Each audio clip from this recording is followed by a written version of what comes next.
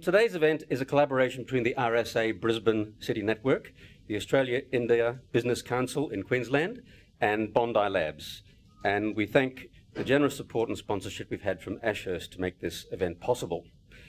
Now, we're all interested in the Asian century, we're all part of it, and we're all benefiting from it, of course. We're all interested in online education. I think that's why everyone is here today. We hear a lot of pros and a lot of cons about online education. Pros, well, of course, students like it. 50,000 students have already enrolled with Open Universities Australia, so students are voting with their feet. But there's a con. People say it can never replace a good teacher. There's certainly a pro. Students learn at their own pace. They only advance once they've learned, or so we hope. But there's a con. It's not a rich learning environment with student interaction. So there's many pros and many cons, and I hope we'll be able to explore those today. But I can see uncanny similarities with online education where it is today, and with my own industry, publishing, where it was perhaps 10, 15 years ago. If I look back then, we're in a very strong position. The new media, let's say new education, was an inferior and a new product. We had all the audiences wrapped up. In fact, we had monopolies on those audiences. We had brand value. We charged for what we sold. We had content people would pay for. Above all, that's what we believed. Now, I think there's many similarities between those elements and what we see today in online education. We've got institutions that are powerful, they've got audiences, people are paying, they've got content. Well, when I joined Fairfax in 1987, the company was the 17th biggest on the stock market. Today, it's slipped out of the top 100. And in fact, only recently, our capitalization fell below 1 billion. So we've seen great threats emerge in media, and I suggest great threats will emerge from the same forces in education. That's globalization and the destruction of centuries-old business models. Now, universities in Australia earn $3.7 billion a year in fees, and Australia itself earns $15 billion a year from overseas students. So, is this a threat? Is this a threat? Is it an opportunity? We have a number of speakers today. First of all, we'll have a keynote address from the Honourable Andrew Robb. Then we'll hear from 5 panellists, 4 real and 1 virtual panellist. And we'll be able to ask questions and give comments and ideas. So please, as you hear some of the speeches, scribble some notes and be prepared to give us a comment and start a conversation and certainly ask questions. Now, first of all, today it's my great pleasure to introduce the Honourable Andrew Robb, Member for Goldstein, Shadow Minister for Finance and former Chairman of the Coalition Policy Development Committee. A very important man indeed, who we hope to hear a lot more from in the year ahead as the Coalition unveils its more detailed policies. It's hard to believe, given the impact that Andrew Robb has had in Canberra, that he's only been in federal parliament for a short time, since 2004, in fact, but he has certainly made an impact on the scene. He's an economist, an agricultural scientist, and most importantly for us, a former Minister for Vocational and Further Education. So I'd like to welcome Andrew Robb.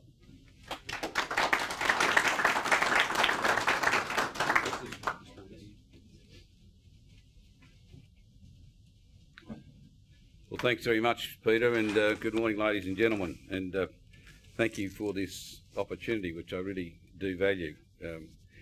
In my role as coordinating all of our policy for the campaign and hopefully for government, I'm working across all 30 ministries, and it's been an enormously exciting and stimulating experience.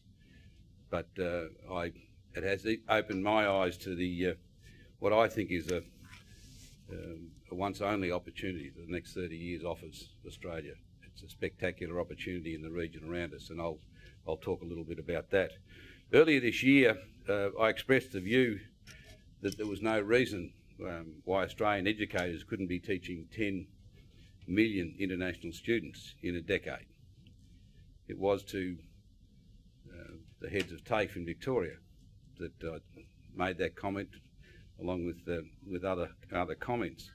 And in some quarters from within the education sector itself, my remarks were met with deep scepticism. How on earth could we go from teaching fewer than 700,000 international students to a mind-boggling 10 million in 10 years? And it was clear that some who raised concern, I felt, had the blinkers on.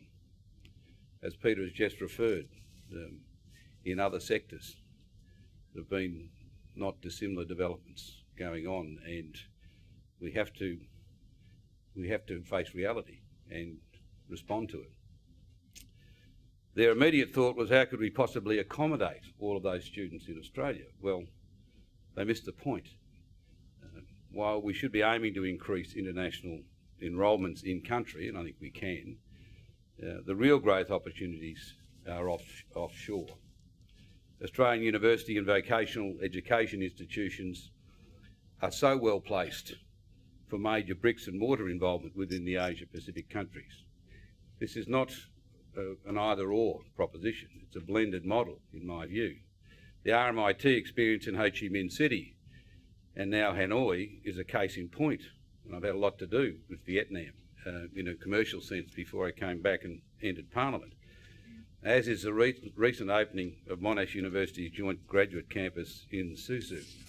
Now, these physical presences mean a lot to a lot of these countries around us, but they're not the be-all and end-all. We can't replicate that. It is a blended model, as I said. As importantly, I think in the future, maybe even more importantly, content will be delivered over different online platforms in a whole variety of ways, many of which we can't even imagine at the present time. Online lectures via sophisticated video conferencing, vocational training modules delivered over tablets and iPhones, to increasing aggregation and partnerships of universities and vet institutions across the region. I was very heartened, I've got to say, after a story appeared in The Australian which reported my misguided so-called 10 million comments, to be contacted by several individuals who are already extremely active in this space. Instead of saying, Andrew, you know, what are you thinking, or what were you thinking, the response was, you're right on the money. Now, I don't pretend to know a lot, but I have done a lot of business into Asia. I was vocational education minister, and I had the opportunity, albeit for a year before we got thrown out of office, but I did, and I do have a long-standing involvement. I did work with the 39 Vice-Chancellors for several years when I was in business, giving them strategic advice on a whole range of fronts. So I've been onto most campuses in the country, and I do have a sense of the culture, and I certainly have a sense of the opportunities from the work that I did on a whole lot of fronts in Asia for several years. And so when I was approached by one of those people that rang me up, Jonathan Marshall, who's one of the sponsors of today's events, and I'd like to thank you, Jonathan, not only for the invitation and the privilege to speak today, but for your innovative thinking and your passion and your drive. It's very infectious, and it's people like you that are going to turn this sector on its head and take advantage, I think, of what's ahead of us. Education is one of our nation's top strengths, up there with energy and resources, agriculture and medical research. And again, from my business and political experience over 30 years, every business I've run or been involved with, they all talk about their strengths. The moment you walk through the door, you are required to know what are the 3 or 4 things that must be fostered and nurtured and promoted. From the receptionist to the CEO, everyone understands the strengths, whether it's innovation, whether it's client satisfaction, whether it's quality, whatever the strengths are of the organisation. But in politics, I've never really heard, in 30 years in and around politics, a serious debate about what are the country's top 3 or 4 strengths that we should be leveraging. As individuals, you leverage your strengths. If you're good at music, you're smart, you'll go and develop that skill. Whatever it is you're good at, you develop strengths as individuals, as companies, as organisations, and as a country. You know, why would we put 2 new taxes on our biggest strength in the middle of a mining boom? I mean, it's like putting a red weight around your best player running onto the grand final. I mean, if you think about strengths, and education is certainly one of them, up there with energy and resources and agriculture, the forgotten sector, and medical research. And all of these in this century, I think, are going to be spectacular drivers of wealth and quality of life in this country. Education's been tracking as our third largest export behind iron ore and coal, and represents more than 25% of our total services exports. ABS statistics track the sustained growth in exports of Australian education services. In 1999, total education exports were at $4 billion. Not a lot of money, and yet peaked in 2009-10 at an incredible $19 billion. And actually a lot of that development, from my observation, was the sort of unregulated part of the higher education sector, while the regulated part actually stumbled along. So there's a lesson in that for governments, at least, as to how we capture much of the opportunity in the years ahead. Australian international student enrolments have grown from just under 300,000 in 2002 to 450,000 in 2007 to nearly 700,000 last year, including 139,000 who are studying offshore. The sector has, however, been hit in the recent dip we've seen in education exports on account of the high dollar and the ham-fisted changes to student visa requirements. Analysis by PIMCO, the world's largest bond trader, putting my finance hat on, suggests that some of the stickiness of the Australian dollar at current levels, despite easing terms of trade over recent months, reflects the impact of an unprecedented $256 billion in Commonwealth government bonds under issuance. In fact, it's a good question to ask at a trivia night. What was our second biggest export last year? No one ever gets it, but it was in fact government bonds, $258 billion worth in 2011-12, and that is holding up the dollar when normally we would expect terms of trade to bring it down. But that's another story, and I will keep politics out of this discussion today. But DFAT data shows that total education earnings fell by $2.6 billion between 2009-11, with vocational colleges losing some $500 million in fees. Now, these things are going to come and go, but what we have shown is our capacity to deliver when the opportunity presents itself, and if we're smart, we'll do it again. As with any person or any organisation or company, if we do broaden and deepen our economic base and take advantage of our opportunities, we are to do that. We must back our strengths. We've got to focus in a single-minded way, really. And so all the other things we do well, professional services, lawyers, investment bankers, accountants, engineers, all of the rest, they feed off, they cluster around those strengths. And we've got the best mining engineers in the world. We've got the best deal doers around mining in the world. They're in big demand now in Africa and South America and other places. So, it is a question of identifying those strengths and, as a country, making sure we take advantage of them. And the opportunity to take our strengths to a higher level, I think, is emerging on our doorstep, with the massive expansion of the middle class throughout the Asia Pacific over the coming decades. Now, as someone who worked in that region over the last decade and was on the ground and doing business, many of you probably were too, you've got an insight that others in Australia just don't seem to have captured yet. There is an extraordinary thing happening on our doorstep. And the OECD figures paint quite an extraordinary picture. In 2009, the Asia Pacific accounted for 28% of the world's middle class. So from India all the way through to China and Japan, 28% of the world's middle class, or about 500 million people. Now, the same OECD report released a few months ago forecast that the Asia Pacific region by 2030, not 2050 or 21, I'm not talking about the never, we'll all be part of this phenomena. 2030, they estimate that 66% of the world's middle class, from 28% to 66%, it's almost inconceivable, will be in that region, our region. Okay, so that means going from 500 million to 3.2 billion people in the middle class. I got a friend selling mangoes into Shanghai at $30 a mango. He handles them in gloves, they're air freighted. There are niche markets, well, to us they look like mass markets, and they will, but there's niche markets when you get people with money in their pockets in all of these areas. If we stay at the quality end of all of these strengths, because we are a high-cost country, so we're not going to avoid that, but if we get to the quality end, there will be markets there writ large, which are really only a very small percentage of the total opportunity, but more than we can ever cope with. And it is staying at that quality end of things that's so critically important if we are going to take advantage of this. So that means, you know, inspired investment and risk-taking if we are to get there.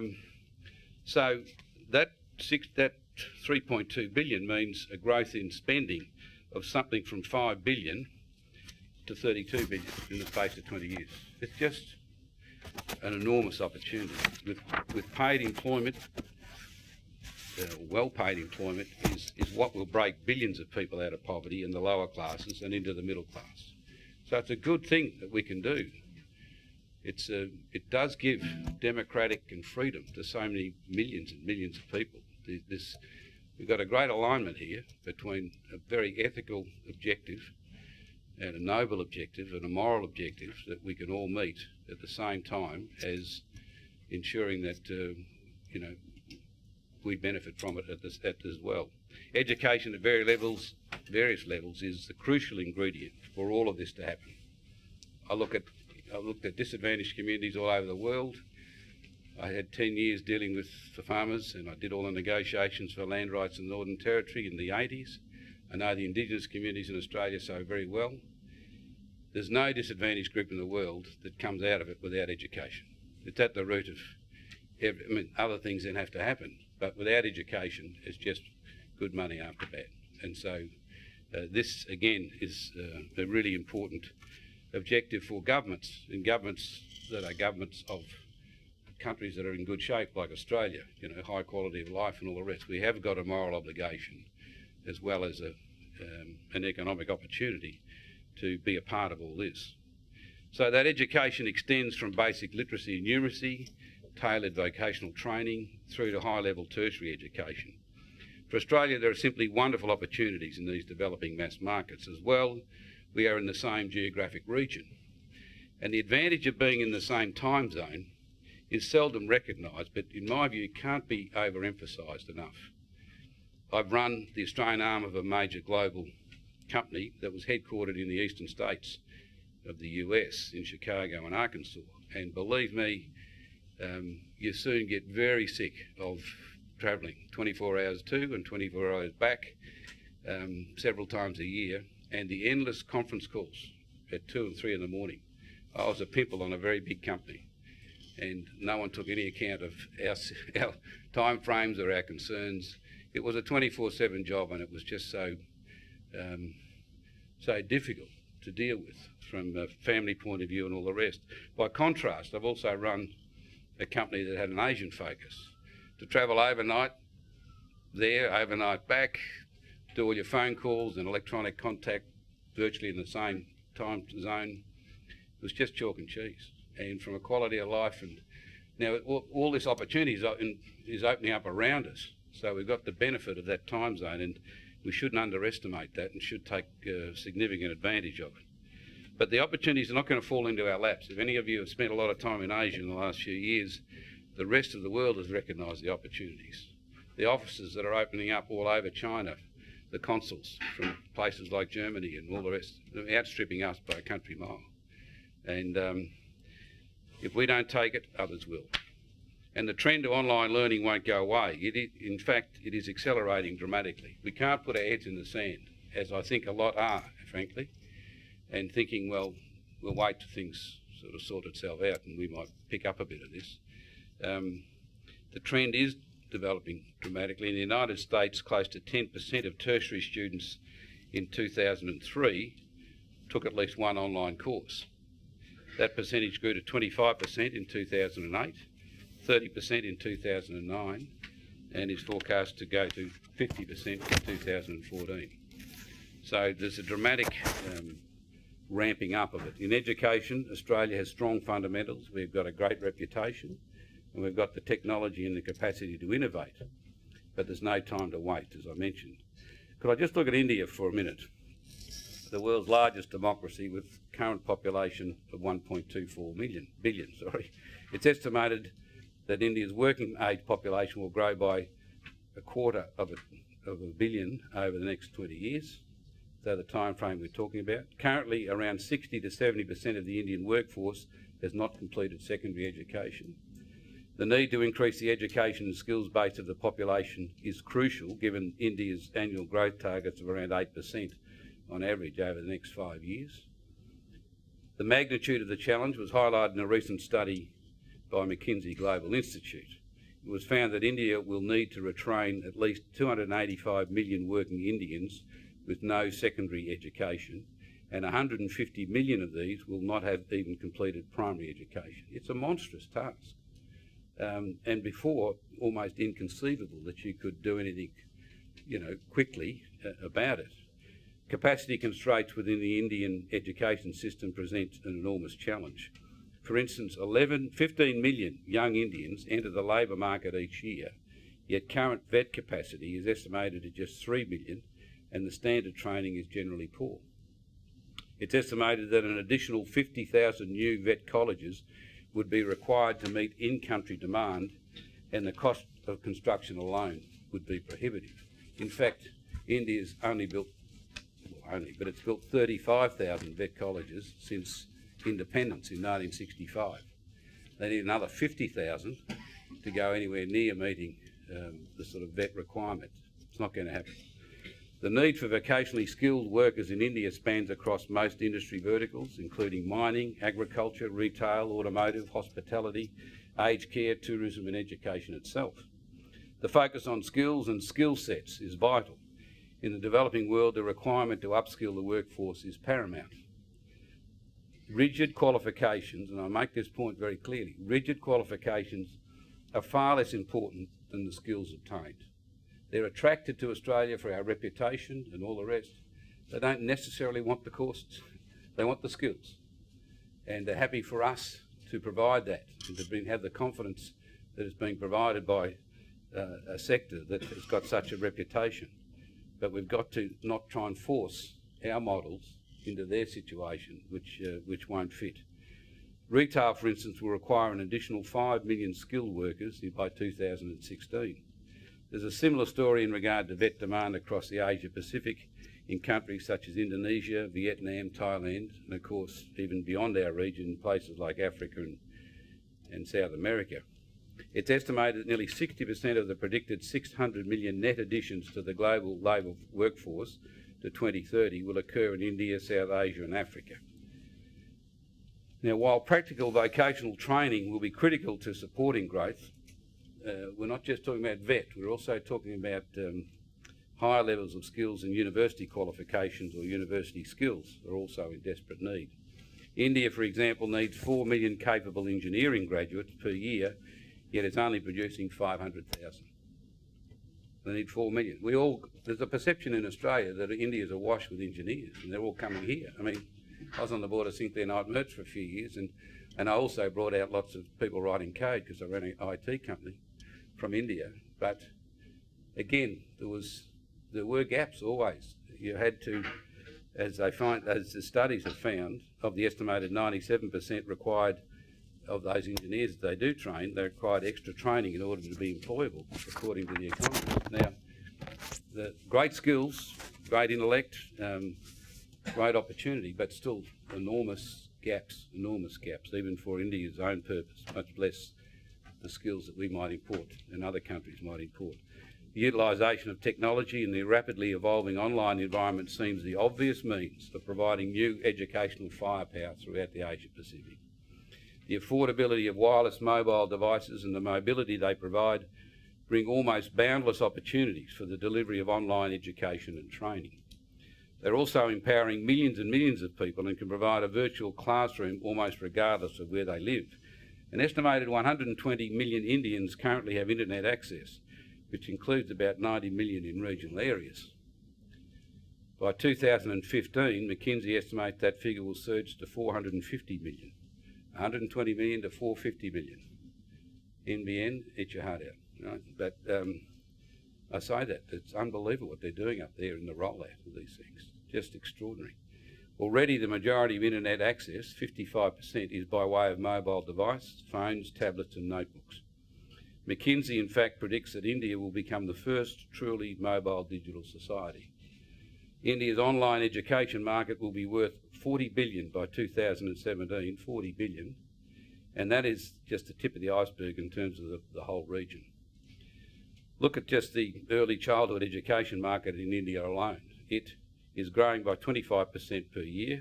Currently there are about 120 million children under the age of 6 who receive no formal early childhood education. More than 90% of the current early childhood education workforce has no formal training. By 2020 there's a projected need for an extra 2 million early childhood education teachers and educators, yet there's almost no physical training infrastructure in place. Put that together with the vets, honestly, this is just, I mean, I hope I'm not boring with the statistics, but it just is so compelling when you just go through all of this stuff to see just what the opportunity is there. For the masses in India and elsewhere, the online environment would seem the only cost-effective, scalable solution for timely provision of innovative educational outcomes. The technology and the platforms are and will be increasingly available, but content will be king. And we've got content. The potential of mobile devices as the enabler of new learning is well understood in India. The price of Apple products and the like puts them out of reach of the vast majority of Indians, the very people who will help drive growth with training and education. So last year, what is described as the world's cheapest tablet was launched in India. The Akash, or Sky in Hindi, is being sold to students at a subsidised price of just $35, but even at a full price, it retails for about $65. While lacking the speed and the whiz-bang features of the more sophisticated tablets that we're accustomed to, it is lightweight, has a touch screen and is USB ports. It supports video conferencing and has 3-hour battery life, and it can connect to the internet via Wi-Fi and through mobile phone networks. The development of 4th generation mobile networks will help address capacity constraints. Infratel Broadband, for instance, has plans to roll out more than 100,000 towers which will deliver high-speed wireless services. And it's now estimated by Cisco that by 2016 there'll be 2 billion network devices, up from 1 billion in 2011.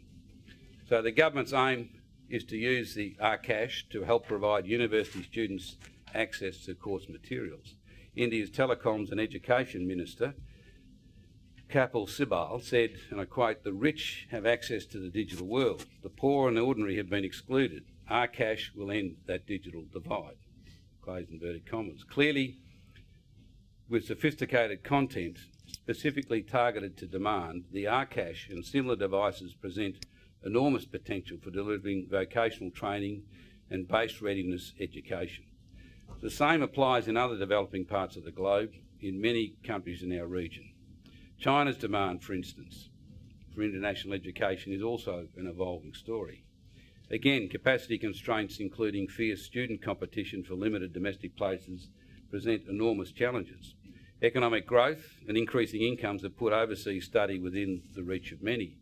There's also a keen appetite for Western educational experiences. Chinese government data shows that as of 2011 there were 339,000 Chinese students studying abroad, an increase of 10%, or 19%, sorry, on 2010. It's a dramatic increase going on. A lot of it's now going off to the US, and we've got to look to shore up our place in that market. Between 1978 and 2011, a total of 2.2 million Chinese have studied abroad. China's embrace of online technology is underlined by the projections that 45% of the population will have internet access by 2015. Again, an extraordinary development. This will also bring new demand for content and opportunities to train and educate the workforce required to drive the growth of an ageing population. And again, they're one of the few, as you all know, because of this single child policy, one of the few Asian countries that will face an ageing population problem within 5 to 7 years, actually. So they're on the cusp of that problem. And given the high regard and the fascination among younger Chinese for Western products and experiences, those without the means to physically study or train abroad may increasingly turn to international online offerings, or online combined with shorter, more affordable international experiences. There's all sorts of mixes and matches here, which are going to be attractive to the market that's opening up.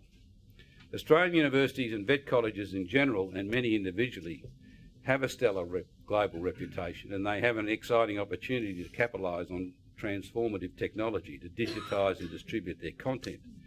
For starters, there's almost a false dichotomy between the vocational and university sector, yet both have opportunities in both practical and theoretical content.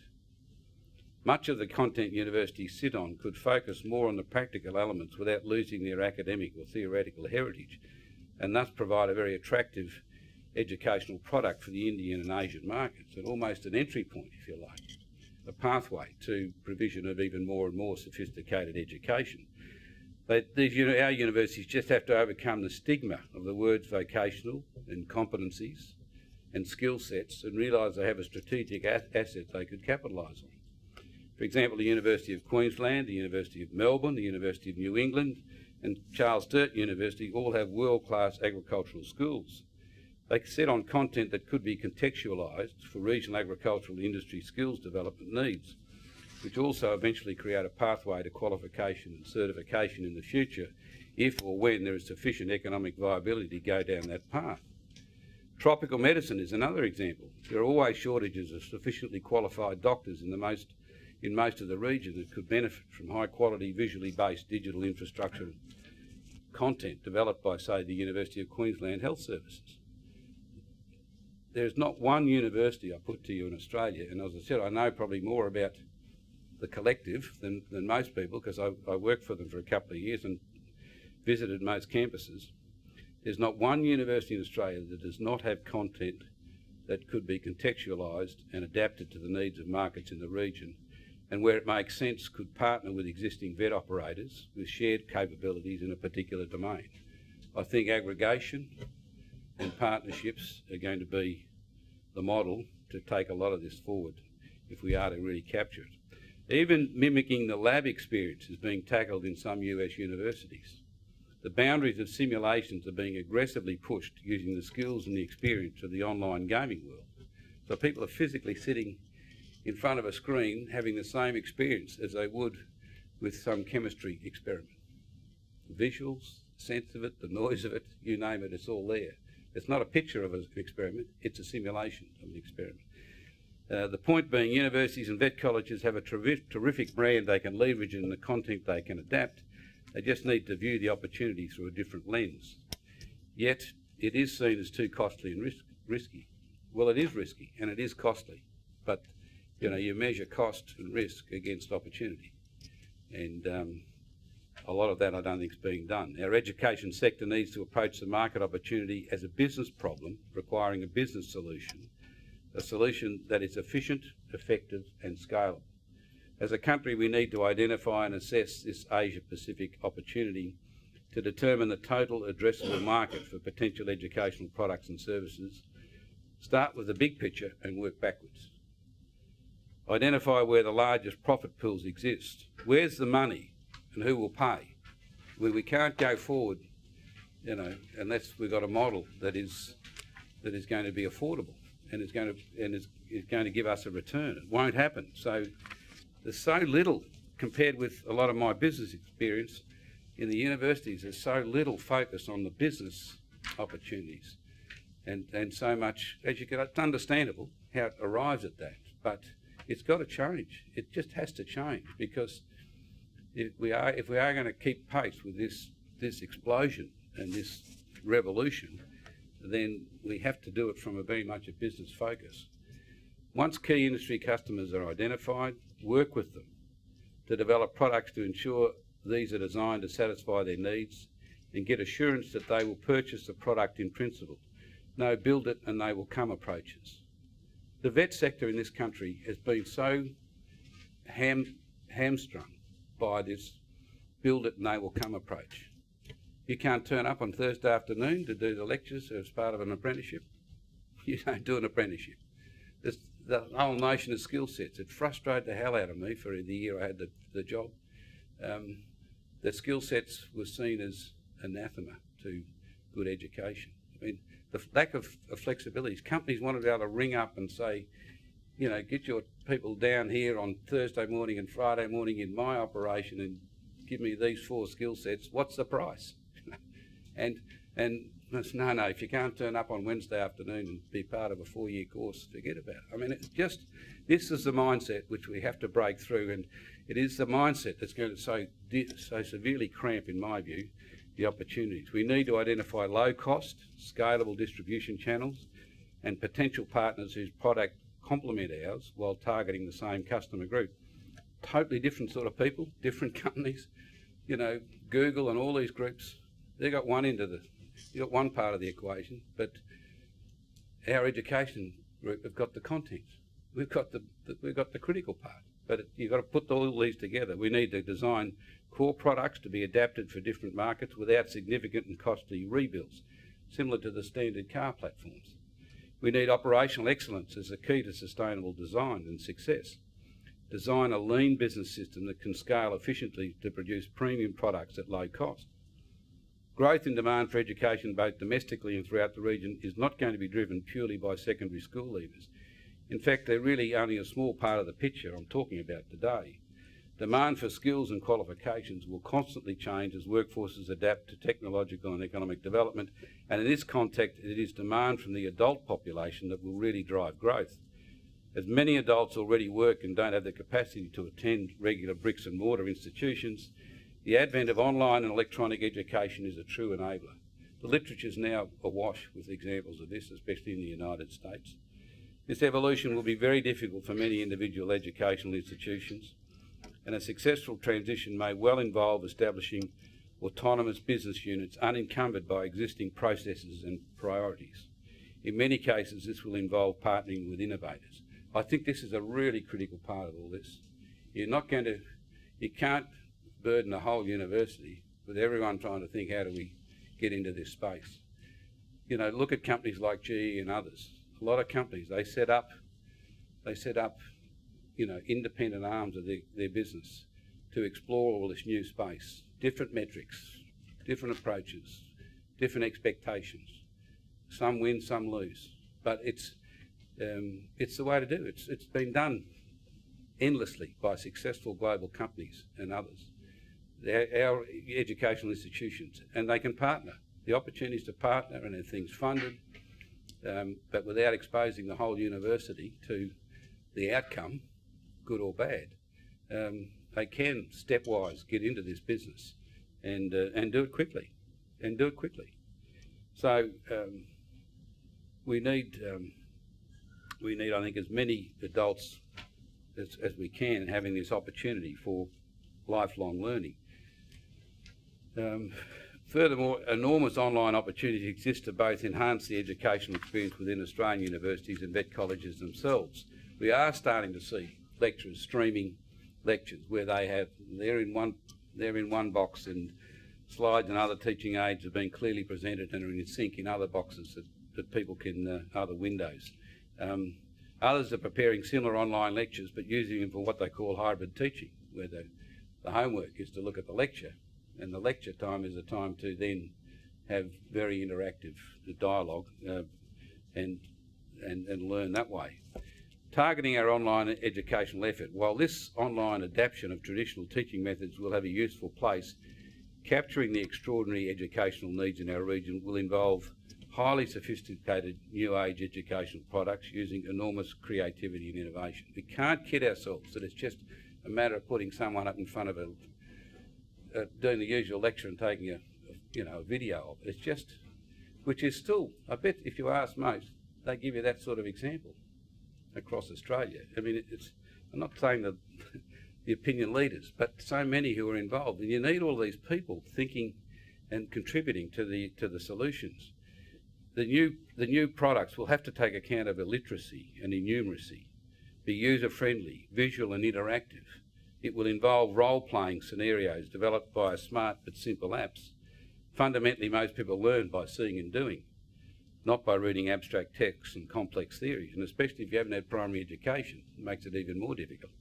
To be effective, online content must be relevant and meaningful. It must be immersive, entertaining, stimulating and emotionally engaging. All of these things are going to be part of this capturing of the opportunity in the region around us. The smartest and most driven of innovators already know all of this and are working to make it happen.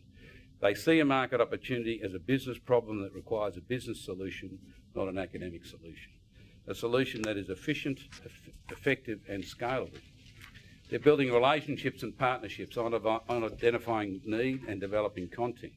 They're drawing on the talents of film producers, animators, programmers, language specialists and even scriptwriters, actors and voiceover specialists. And it's not cheap. For example, developing an effective equivalent Certificate 3 course in retail for use on a $35 tablet could alone cost several million dollars.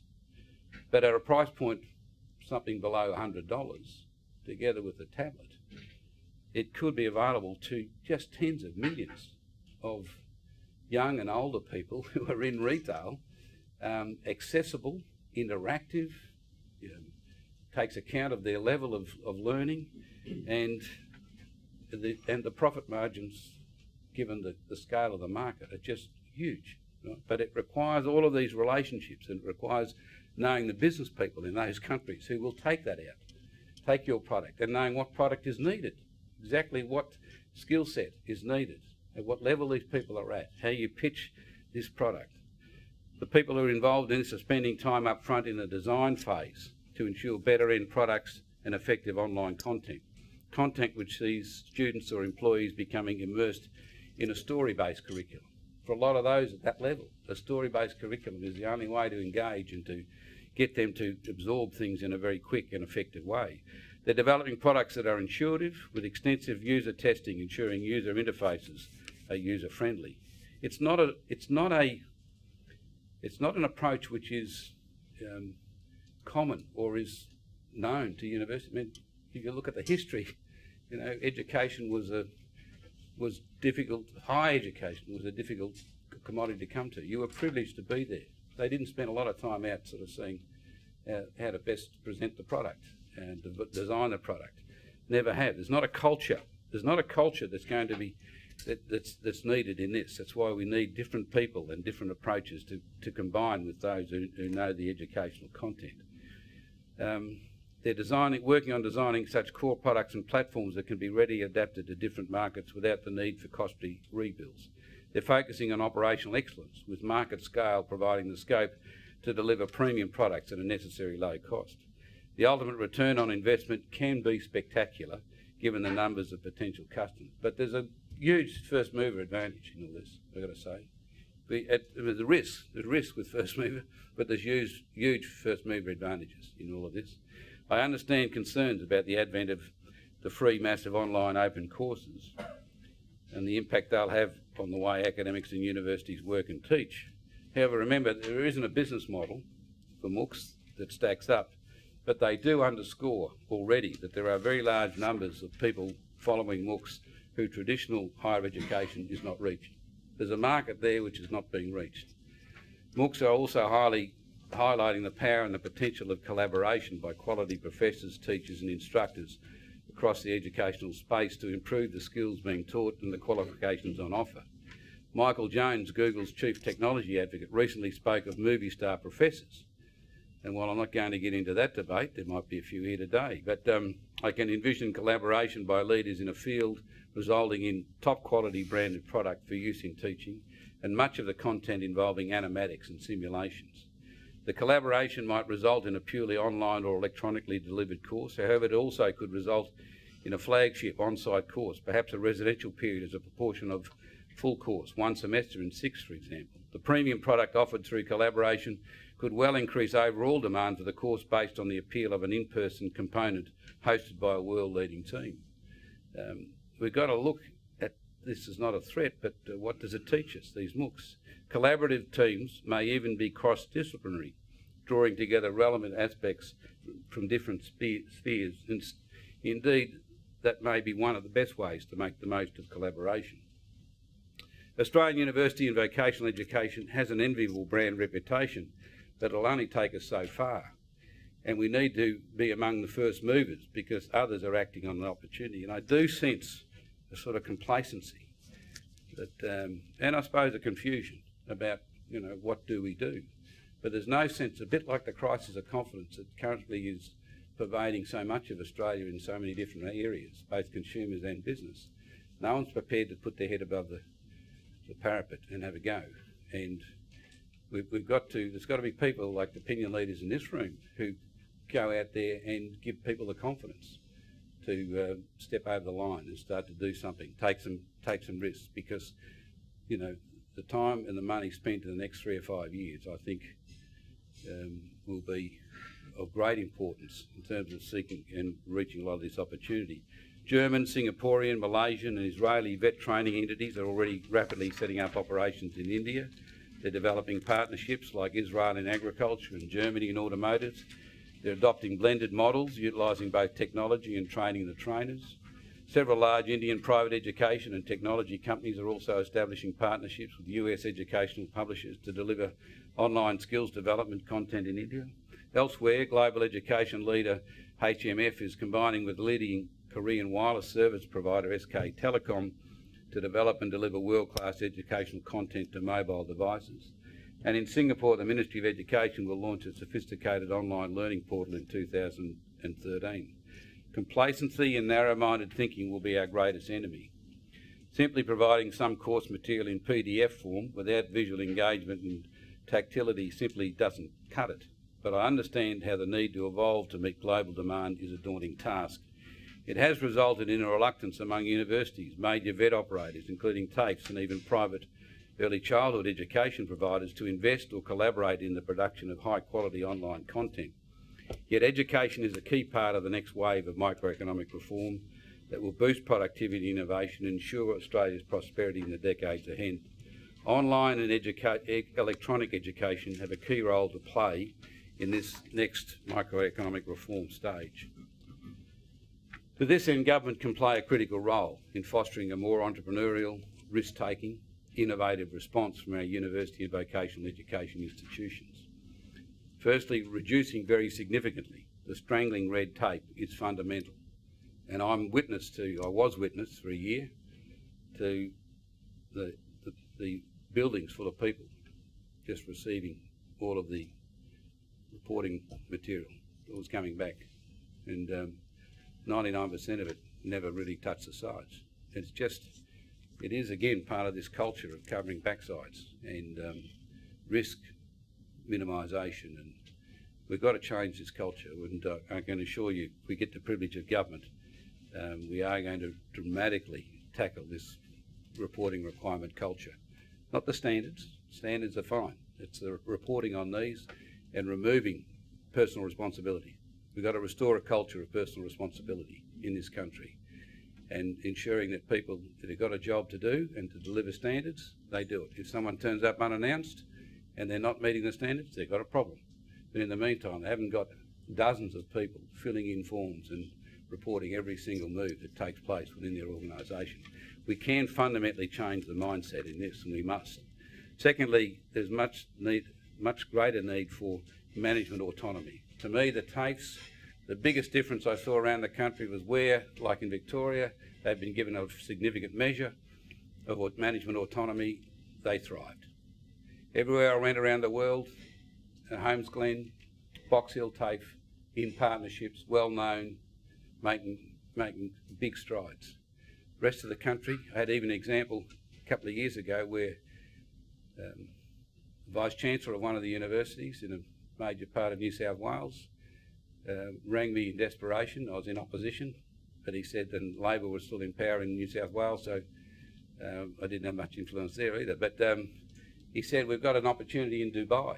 It's a huge opportunity, but I need the local head of TAFE to come with me, and plus some other business groups. If I told you the city, you'd understand. And they've got every reason to have been totally confident about getting the deal. And he said, but the head of TAFE, we've got to move. We've got to be there in 5 days, or otherwise we're going to miss this opportunity. But he said the head of TAFE needs signed ministerial approval to buy an air ticket to leave the country. Now, the TAFE in that part of the world probably worth a $300 million a year business. And yet the head of TAFE had to have a signed approval from the minister, even to fly to New Zealand, much less Dubai. Anyway, I did what I could, which was not much. And 3 weeks later, the Vice-Chancellor rang me back and said, Andrew, just to let you know, we didn't get to Dubai. We lost the deal. And by the way, the letter turned up yesterday, approving the... Now, to me, that was a classic example of the nonsense and the straitjacket of regulation and centralisation, and we've got to break out of this, and we will. So that second thing, the greater management autonomy, particularly for TAFE, but I think also for universities, and increasingly even for private providers who are getting, again, further strangulation of red tape. Providers of higher education need more freedom and flexibility to leverage the particular strengths of their own institution and to respond to the dramatically changing circumstances and the opportunities they now confront. The one-size-fits-all approach, I think, has been the most debilitating and restraining thing on our tertiary education sector. It's held us back so dramatically, I think, over such a long period of time. The emerging online technology and innovation facilitates the progression to policies that focus on competency and mastery, allowing students to accelerate or consolidate, making the most of their time. To this end, especially in the vet space, we must progress to the recognition, accreditation and training of skill sets as a fundamental component of lifelong learning. To me, it is one of the most significant things, and it will feed directly into the opportunities for the vet sector in particular in the region. The funding approaches of government, state and federal, to higher education also need to reflect the diverse missions of all of our providers. Every institution, ideally, should be, if it's developing their strengths, they'll do something different to the next, and sometimes dramatically different to the next. And we should have funding. I don't want to get into that today because that'll be a raging debate that I don't want to initiate, but we need to have these funding approaches which reflect the diverse missions, and while we also need funding approaches which drive increasing quality with decreasing costs. And it is possible. It is possible. Finally, could I just say in conclusion, Australia's educational sector, I think, has the potential to lead our engagement with the emerging middle class of the Asia Pacific. We've got opportunities across every sector of this economy, but education can lead it. Education is so well placed to lead that engagement with the emerging middle class, and in the process establish literally tens of millions of personal linkages into the region. You think about it, you know, 22 million people here, we could establish literally tens of millions of personal linkages into every corner of this region around us. And just think what such linkages will contribute to future economic and social engagement on every front, in the arts, you know, all the cultural engagement, the sporting engagements, all of these things. And it'll do more than anything else, I think, to foster peace and harmony with our regional neighbours. It's a great opportunity. For their part, Australia's governments, both state and federal, need to lead advocacy of our educational ambition and abilities. Ministers, state and federal, and prime ministers and premiers need to be in Beijing and Shanghai and Hong Kong and Mumbai and Bangalore and Delhi, and we need to be in Hanoi and Ho Chi Minh City, and we need to make this effort. The region, they place great store on the significance of government commitment to a country's ambitions, and there's so much governments can do without even spending lots of money to lead the charge on so much of this and to help put those linkages together, and the business and the partnerships and the engagements together.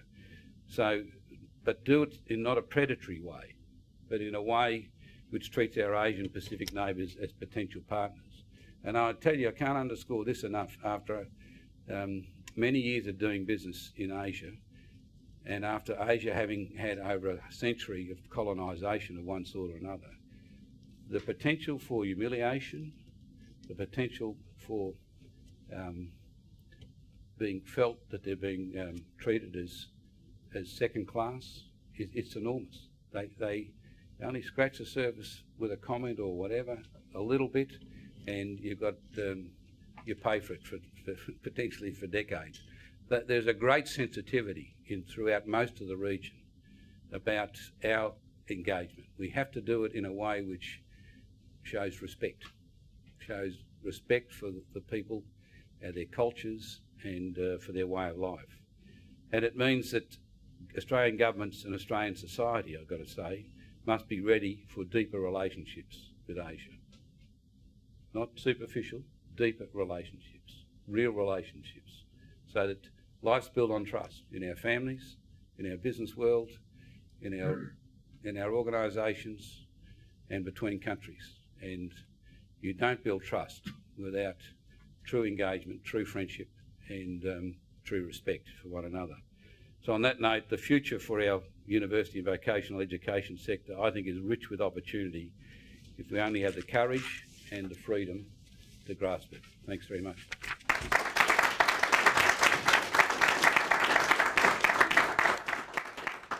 Thank you very much, Andrew. I was delighted to hear your points there. There's a few that I really picked up on was, it's great to hear someone not whinging about the tyranny of distance and how we can't do things, but identifying our place in Asia and the power of proximity and the great opportunities that are there. I was very interested to hear about your intention to inject some entrepreneurial and risk-taking activity into the public sector, and perhaps we might get a few questions on that, how you might achieve that, and also about the power and potential of public-private partnerships, certainly with the great entrepreneurs that we have. And you touched on Google Pay. I don't think you've answered that question, but I don't think that's up to you.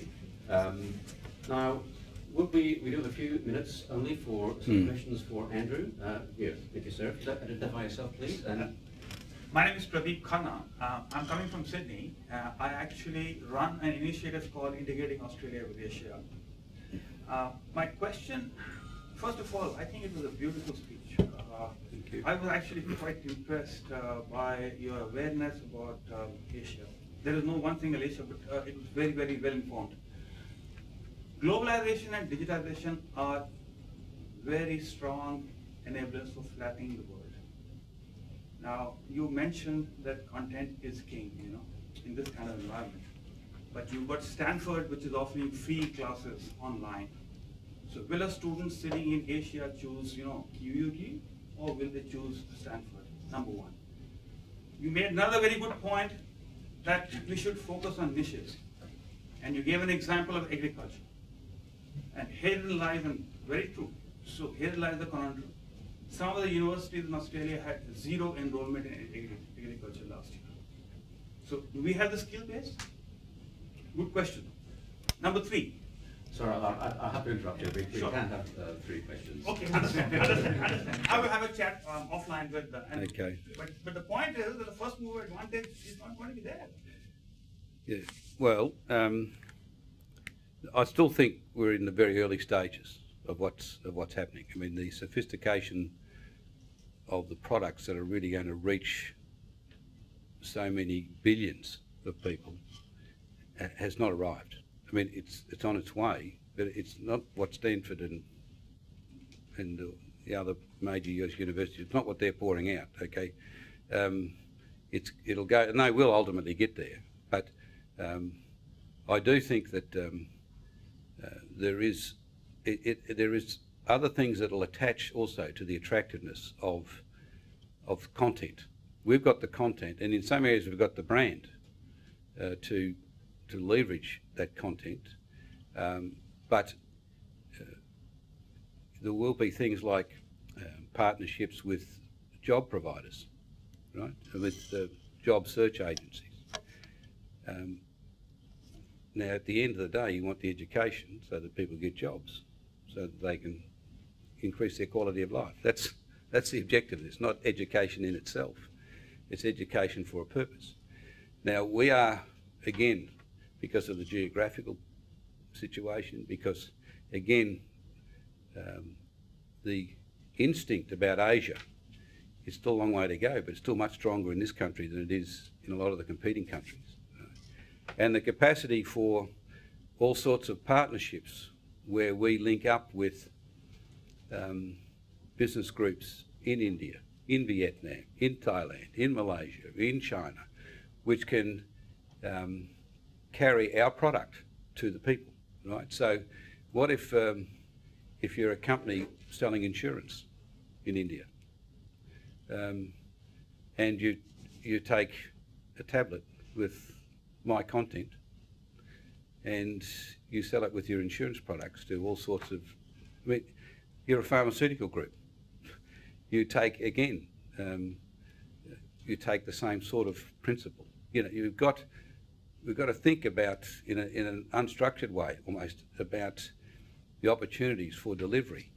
It's not just getting onto a tablet or a mobile device and hooking in, right? So we can, I put the geographical comment right up front because it is totally underestimated. You know, after a while, the professors from, you know, these posh universities in the US, they'll get sick of travelling 24 hours to reinforce a relationship, you know, with a job search agency, which is a partner. I mean, we have got these sorts of advantages, so I think we're very well placed. We'll have competition, of course we will, but we're very well placed, and we don't need to capture the whole market.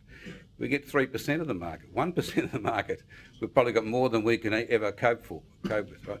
Finally, and secondly, the second question was about what?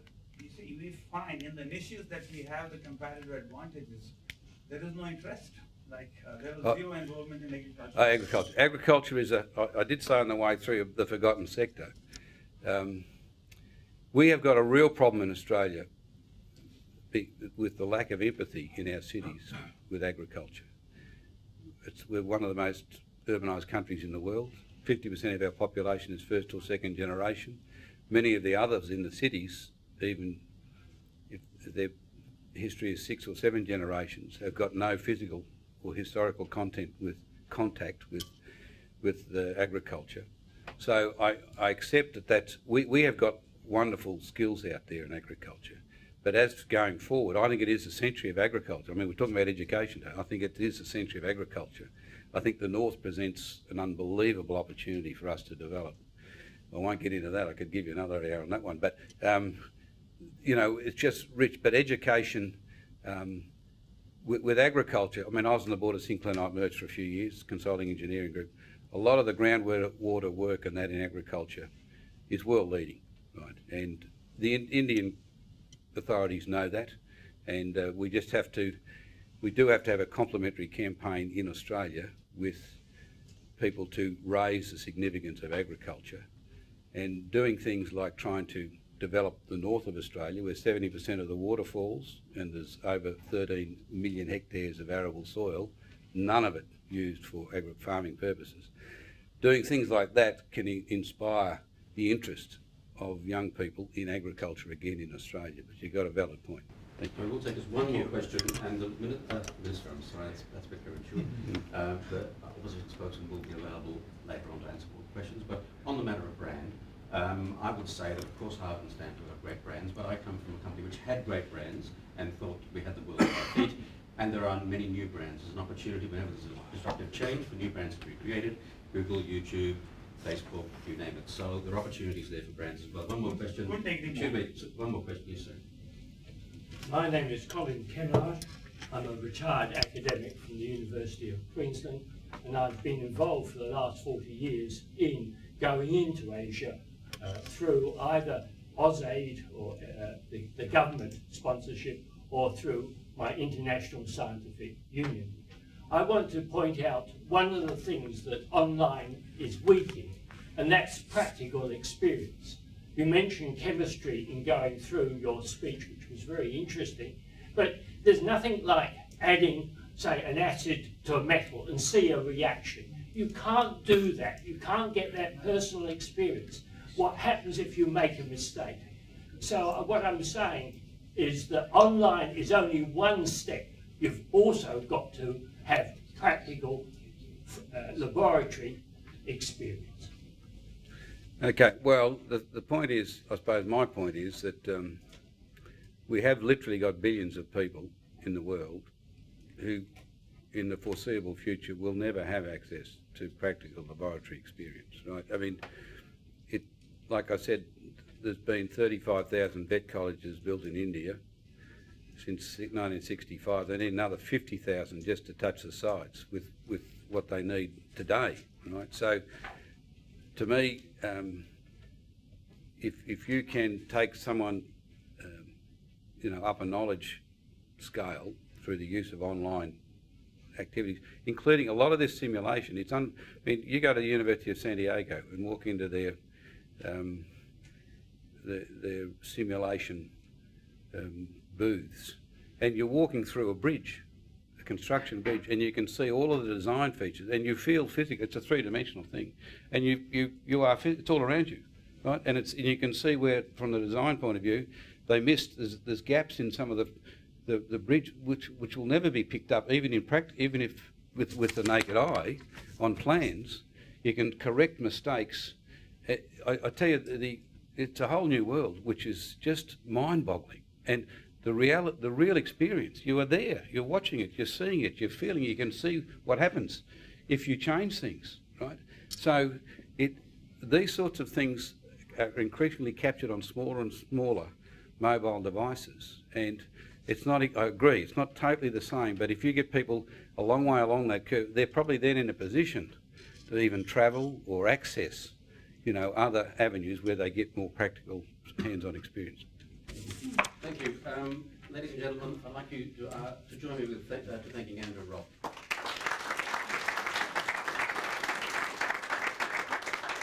Now, if the other speakers would like to join me on the panel, please, at the front here. I think we've been very privileged to hear Andrew reveal a great deal of thought already gone into a great deal of issues that we'll face, and that's certainly very interesting over the next year, Andrew, to hear some more detailed policies from yourself as these become apparent. Now, we have four panellists with us today, and one virtual panellist in the UK, Peter Harrington. Peter, can you hear us? I can, yes. Hello. I thought we'd start with Peter, as the connection is via Skype and not necessarily reliable.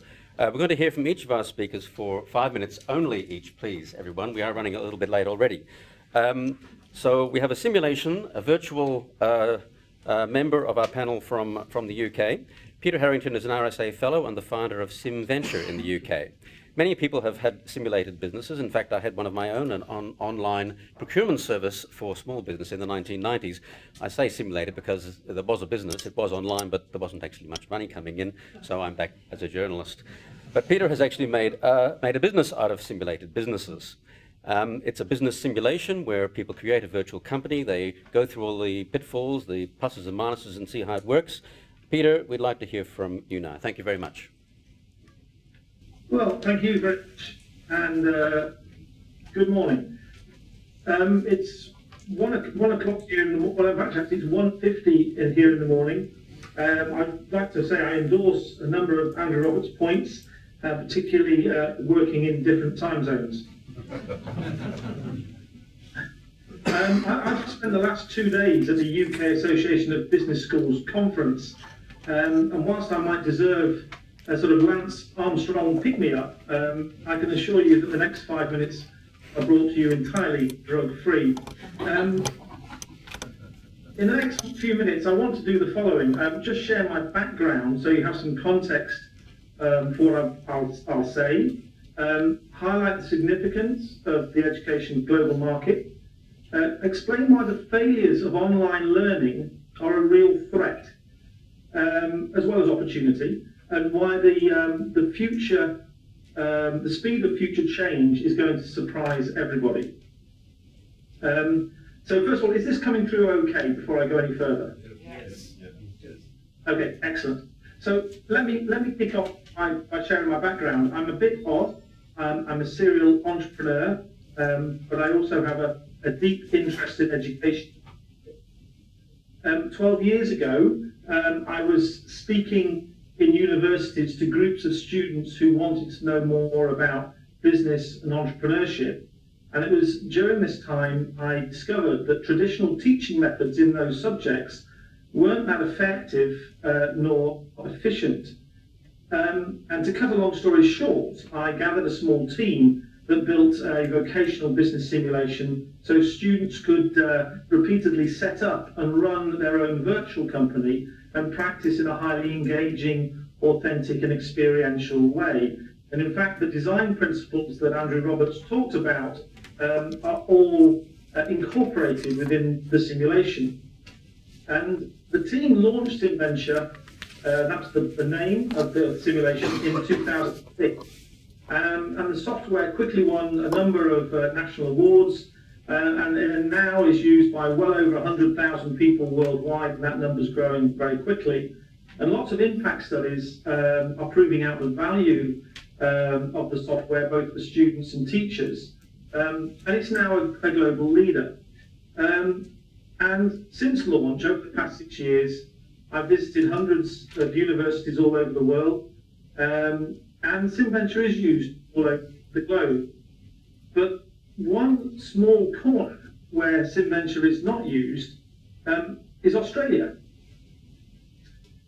Now, as a team, we're curious about this fact. I mean, I've met many Australian teachers and lecturers at conferences and events, and many have shown a lot of interest in SimVenture, but no one's actually bought the product, despite the software's reputation, the impact, and the offer of free trials. Now, we don't have any hard evidence, but the zero usage suggests to us that teachers are very happy with the status quo, despite the research and evidence that points towards the value of experiential technology that provides authentic and engaging experience for learners. So that's just sort of the background. But my sort of global walkabout is also feeding our own research to develop new simulation technology. It's obvious to us that the future of education lies in part in the application of online resources. And as a result of the power of online technology, I think the issue of geographical location is, in my opinion, going to play less and less a role in terms of influencing how and where people study. So in other words, if organisations rely on the fact that, well, we're a really good place for people to come to and study, I think that is a potential trap. The rapid development of technology is going to increase people's options for study in higher education, in fact in all levels. And the successful education institutions in the future are the ones that are going to best the demands of the students, and I think Andrew made that case extremely well. Now, we heard from one of the people, someone who raised a question in the audience, that you will say that online education has its flaws, and some people say it will never work. You can point to the failures, and there are plenty of failures, particularly in the US and other parts of the world. I was talking to someone today who talked about 64% dropout rates in the US for for-profit companies. Now, I wouldn't disagree with you about failure, but it's not the failure we should be watching. You may have come across an economist called Tim Hartford, who recently wrote the Adapt, Why Success All Starts with Failure.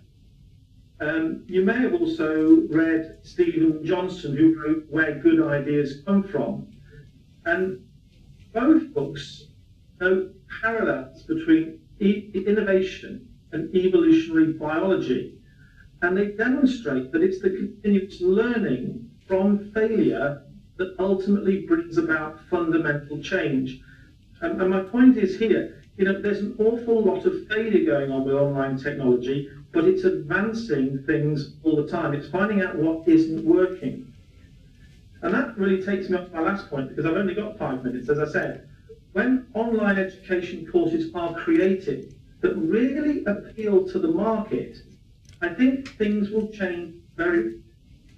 You may be familiar with the work of Nassim Nicholas Taleb, who wrote the book The Black Swan.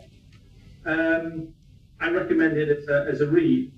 And I think all education institutions need to incorporate this kind of thinking into their strategic plan and become less risk averse and position themselves so that they are demand led, particularly around sort of wise students. You might be thinking, well, I think Harrington's bonkers, and you might be right. But I think I'd leave you with this. If Apple, with all its software and hardware technology, announced that it's teaming up with Stanford to create a global learning platform, how would you respond and act? And would you be able to take that as an opportunity? Would that be a fundamental threat to your organisation? Thanks very much. Terrific. Thank you very much, Theo. Now, it's a great pleasure to introduce our next guest, Professor Susie Vaughan. If only because it's the first time I've met Susie in person, although I've talked to her many times in her role coordinating courses in fashion, journalism, media and communications. And in fact, communications, I knew Susie as the only academic in Australia who really understood and had passion for the fashion industry. Now, Susie's moved on now. She's DVC, Learning and Teaching at QUT. Susie. Thank you. And I will really talk very briefly. And I know that we've got lots of expertise on the panel and we've heard some really interesting things. So I'm actually going to draw and refer back to my fashion background rather than my current role. And Jonathan has assured me that you won't all think I'm mad to do that. You spoke really well about what's happening and is happening in journalism, and I would just talk a very small amount about fashion, because I think there are some parallels and some things that we can learn. So if you bear with me for 4 minutes, I'll say what that is. Fashion, like higher education, was also originally designed largely for the elite, for very small numbers. It was a way of differentiating people. It was not about being democratic at all. And it was very much about conspicuous separation and display of wealth. And I think some of the models that we are still trying to employ in education are really harking back to the way that education was originally developed. I think that fashion is an interesting industry to look at, because it is without doubt one of the largest global industries, and it is extraordinarily global. And in fact, I've heard things said that apart from the arms industry and the drug industry, fashion is actually the biggest industry in the world. And it's certainly conceived of, produced and consumed right across the world. And I would argue that it's also been one of the things that has been most easily accessible by nations and by individuals as they seek to change their way of life. Now, I'm not going to over-invest in what fashion is all about, but I think some of the other things that are worth thinking about is that probably a decade or so ago, some of the luxury prestige brands in fashion were literally at death's door. Companies like Louis Vuitton, Chanel had grown old with their customers. They were really, really lost touch with markets and were literally everyone thought that they wouldn't succeed. They are probably now stronger than they ever have been, but they've done that by completely revolutionising their approach, by completely rethinking who their customers are, and by also really, really building on their strong brands to build aspiration, think about the way that they can engage people from a very low entry level to then those consumers will probably never go on to buy couture, and that doesn't matter. They have an assumption. And I think whilst we've made a very compelling case here for growing markets, and I think that it is impossible to fail to see the opportunities of those markets. I think, as both the speakers have already said, we need to be very thoughtful about what our brand propositions are in Australia, because I don't think we're very good at genuinely thinking about what we have to offer and about differentiating ourselves.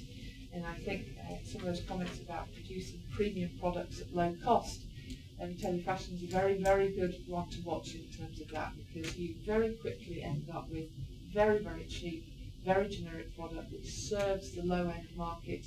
The content, and if you think about fashion, that's the materials, are very, very similar. And it is something very different to that differentiates the high end. And I think we could very easily end up at the low cost end where we can't compete. And I think we need to be very, very thoughtful about that. Thank you very much, Susie, for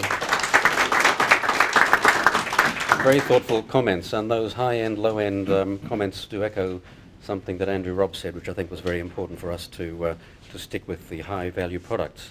Now, there will be opportunities for questions and comments later on, so please do make a note as you go through. We'll be able to ask questions of any of the speakers. Now, none of this, of course, is possible without the technology applications to make it happen. And our next speaker is Dr. Kevin Ashford-Rowe, Director of Information Services, Teaching and Learning from Griffith University, and he is responsible for designing such systems. Kevin. Thank you. Actually, it was interesting when I was reflecting on this question, and to some extent Susie's analogy sort of bears it out. But one of the things that strikes me is that education in general and higher education in particular is probably one of the later industries to be struck and hit by the tsunami of technology and globalization. And we would do very well if we did nothing else other than reflect on the impact that these types of phenomena have had on other industries, and then think about how that will play out in our own context, but really reflect on it deeply. So we're thinking about online education in the Asian century, and the question we're asked about was whether it's a threat or an opportunity for the Australian higher education sector, and of course it could yet represent either, and I think the jury's still out on that. But I think what I would like to say, despite the fact that I come from the technology perspective, I am actually an educator and a teacher by training.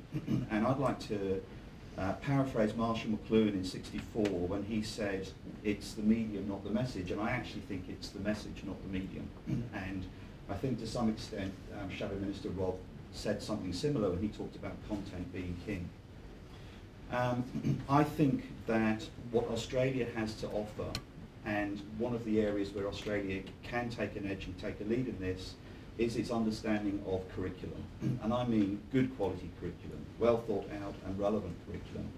And at times that means thinking about curriculum in terms of the curriculum that will drive the next stage of development, not just necessarily repackaging up and reparceling that which you already have, but actually being able to think ahead of the curve.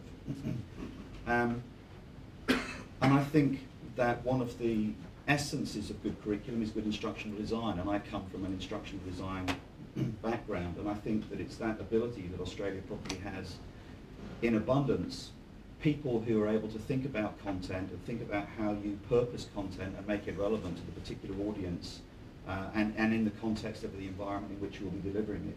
So it's not just about making Australian products available, sharpening them up and delivering them to a different audience. It's about genuinely engaging with that group of people, thinking about what it is that they need, what's going to help them, and then going back to your curriculum and thinking about what is it you can draw from it and how do you purpose that in a way that makes it accessible to them.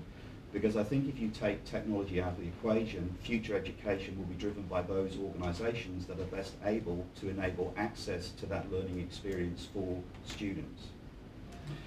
But I think it's also predicated on a couple of things. Again, I think that Australia has the opportunity to offer in abundance, which is good quality assurance of that curriculum, so making sure that it's relevant, and a very clear understanding of assessment and how you assess that curriculum and how you assess the people. And we've talked in terms of competencies, and I work in the higher education sector but also have a vocational education background. I have no issues in terms of talking around competencies, because it's a way that you're measuring and determining that someone is actually capable of achieving that which you've made an undertaking that they will be capable of doing on the completion of this period of training or education.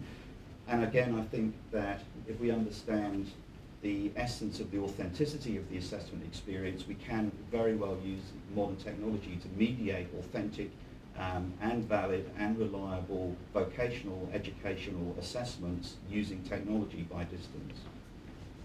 I think another part of that equation is that it's about how you deliver it.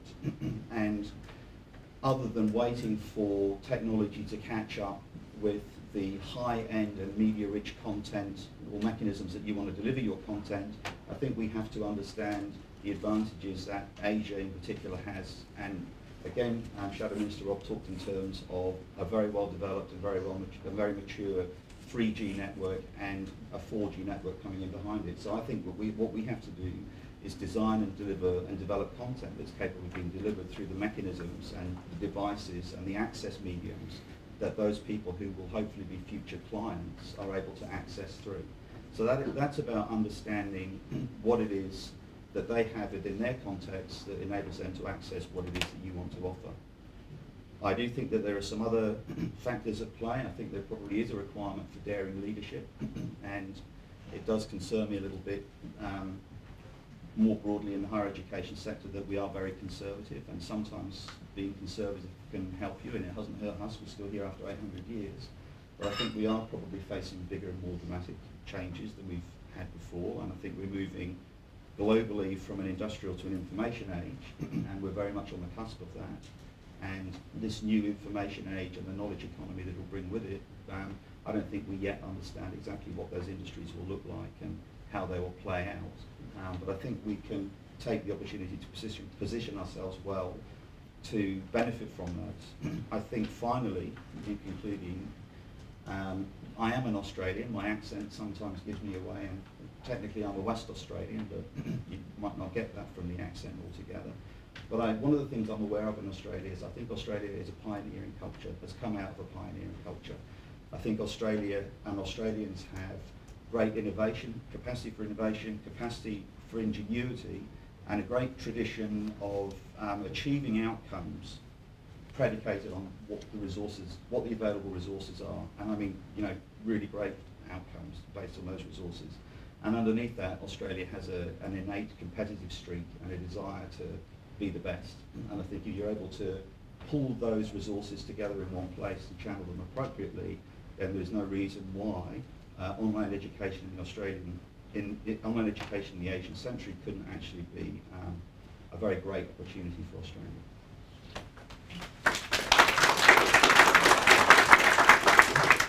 Thank you very much, Kevin. And that's the second time we've heard about the perhaps conservatism of the higher education sector being an issue for us. Now, our next speaker comes from more the vocational field. Andrew Coffey is Chief Digital Officer of the vet provider Careers Australia. He's been digital head for the recruiting arm of the Australian Defence Force, and today is developing integrated online classroom and work-based training. So a man at the cutting edge. Andrew.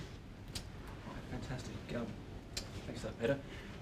I'm really encouraged by this discussion today. I think this collaboration is where it's all going to start. I'm going to say some things that may jar some people, but here we go. I think the content delivery being passed off as education it's old thinking. I think we need to redefine what content is. Is it IP? Is it interaction? Is it user experience? And frankly, I don't think the customers of the future, or now, really understand the difference between medium, the difference between brand, the difference between your offering, the difference between quality. Last time I was in this building, I was hearing Mike Walsh speak about some of the research he'd done through Indonesia about the kids there. They don't understand that Facebook is the internet. They don't understand they're online. With almost 2 billion internet-connected TVs going out by 2016, people won't understand they're online. People won't understand this medium discussion that we're having. What they will understand is that there's a skills transfer, and that's what I see, and that's what Careers Australia sees education as.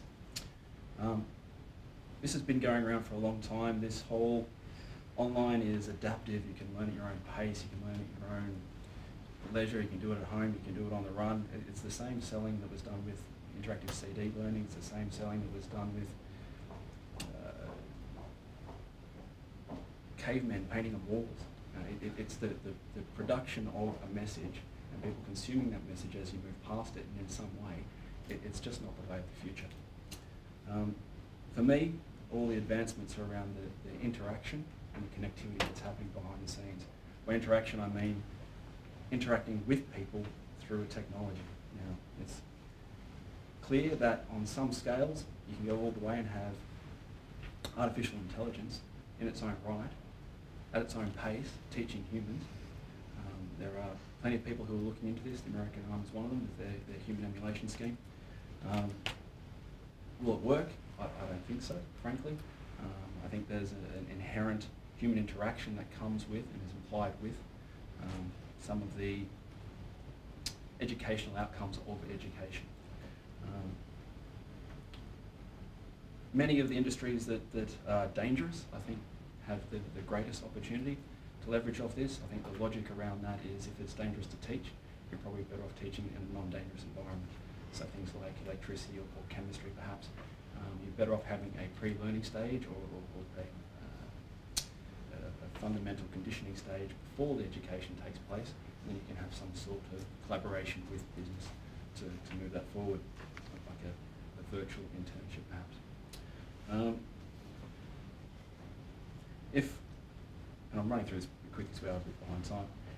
If I was to define the education of the future, it's going to be low investment, it's going to be heavy on choice, it's going to be skills-based. that to me, with little reference to what your brand is, because of that level of choice, that to me reeks of gamification, not necessarily game development, but gamification itself, which speaks more to that user experience, making something enjoyable to do and having some reward for it, as opposed to having a status symbol outside of your peer group. I like the term multimedia, I like the term multi-medium. If you combine those two things, we've got what Careers Australia is trying to do at the moment around blended learning. So it's very much an online and at the point of employment education model. I won't go into the facts and figures around Asia. There's obviously a big market there. Smartphone penetration, the technology is all there to be utilised. And I think that's something that has been missed, is that the technology firms, your Sonys, your Microsofts, and your telecommunication companies, they're all addressing this problem for us to a degree. They see that market, they're getting into that market, they're combining forces.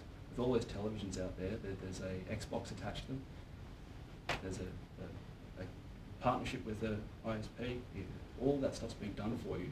You've got direct access to that market, and they'll be fighting for this, I don't want to use the word, but the content, the IP, that interaction, the thing that you're going to sell. Is it an opportunity? Yes. Is it a risk? Yes. I think Andrew said it best, there is no one paintbrush to paint all of the opportunities and risks. Everybody has an individual take on this. I think I'll probably cut it short and leave it there and look forward to some of the discussions. Vigorous. Thank you very much, Andrew. Well, our final speaker is Professor Arun Sharma, DVC Research and Commercialisation at QUT. Arun is a computer scientist with wide experience in commercialising research, and he's also a member of the Queensland Premier's Smart State Council. Arun. Thank you. You gave a very broad overview of the issues, and I think you have hit the nail on the head on the challenges that we face. The question that you asked about where Australia's competitive advantage is in the agriculture sector, in the primary industry sector, our climate, our context with Asia. And that's a very important one, and I think there is a good answer to that, and things are happening, and we can pick that up in the question. When Jonathan contacted me, he said that I have to be provocative. And the important thing about being the last speaker is that you find which aspect of it you can be provocative about in 5 minutes. The conservatism of the university sector was one of the things that was a recurring theme. So I'll pick on that. And I'll tell you that this time it probably is different. People have been talking about technology in learning and everything. This time it is different. And the reason why it is different comes from a number of perspectives. One of them is the sheer quality of talent that is playing in the space, and I'll talk about it. The second thing is the disruptive innovation that is going to come from parts of the world where there is an amazing market failure, because that's where innovation comes from, and I'll talk about that. And then I'll talk about where all this could, what all this could mean for the university sector to shock us into thinking about it. And I'll just focus on the MOOCs. They don't have a business model, but if you look at 3 of the prime candidates for MOOCs, I'm a computer scientist. I just turned 50, and the 3 of the proponents are among the brightest computer scientists of their generation. This kind of talent has never gone into teaching and learning. Sebastian Thrun from Stanford, funded by Google, he just had a driverless car drive the streets of San Francisco for 100 hours, including the Twisted Street. It is that level of robotics, automation, technology talent you're talking about. Daphne Koller, the co-founder of Coursera, is among the most cited computer scientists that is around. Her H-index is 80. She is a brilliant woman in machine learning and artificial intelligence. The CEO of edX, Anant Agarwal, is one of the world's leading computer architecture people. These people have never in the past worried about focusing on teaching and learning. They have been at the forefront of creating new technology. But the timing has come where long-standing developments in machine learning, artificial intelligence, cognitive science, neuroscience, cognitive learning ability, development of cognitive tutors, and the broadband speeds available, the tablets, the user interface technology, somehow there is a concomitant environment where everything is coming together. So some of the brightest computer scientists of their generation said that this probably is the time to jump into it. And it's not just the scientists, they are actually being funded by some of the most amazing venture capitalists in history. Coursera is being backed by John Doerr. John Doerr from Kleiner Perkins funded Google. He funded Amazon. These companies didn't have a business model. So that tells me that the story this time is going to be slightly different from previous times.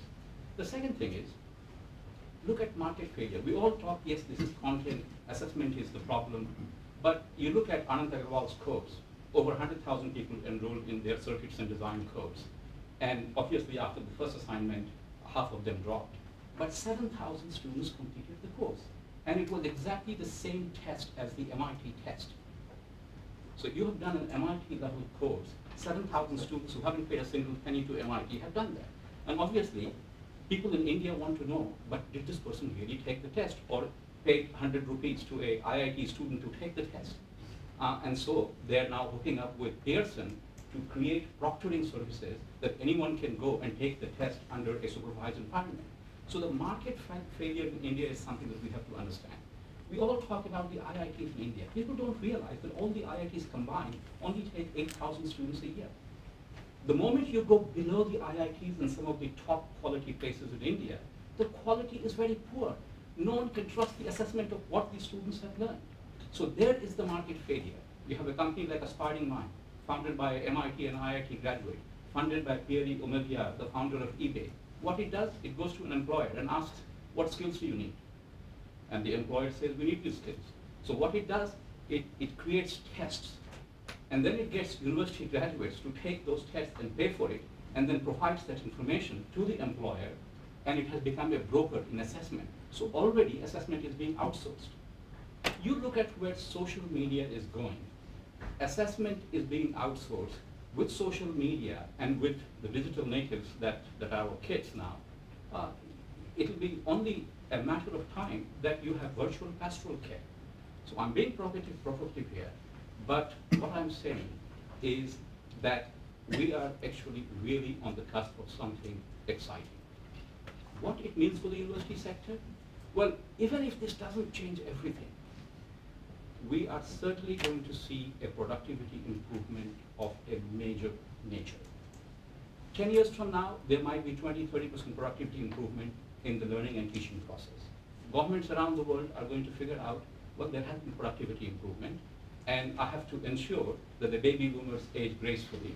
So here is 20 or 30% less money for teaching students. And that is going to have serious problems for universities that use teaching, do research, and it's going to start sort of affecting the very business model of universities going forward. And that, I think, is going to be some of the challenges. It's a very exciting time to be around in higher education, I can tell you. And we're all very excited about it. I think I'll leave it there. Other issues we can pick up on the question and answer session. Thank you very much. Well, I think, ladies and gentlemen, we've had a very interesting introduction from a very interesting group of speakers there. I'll just ask a couple of brief questions myself and then call on the audience to give some comments and questions. Please keep your question nice and brief. Kevin, I just wondered, the NBN, is that important for the sector to be able to reach its potential? Straight in with a contentious question.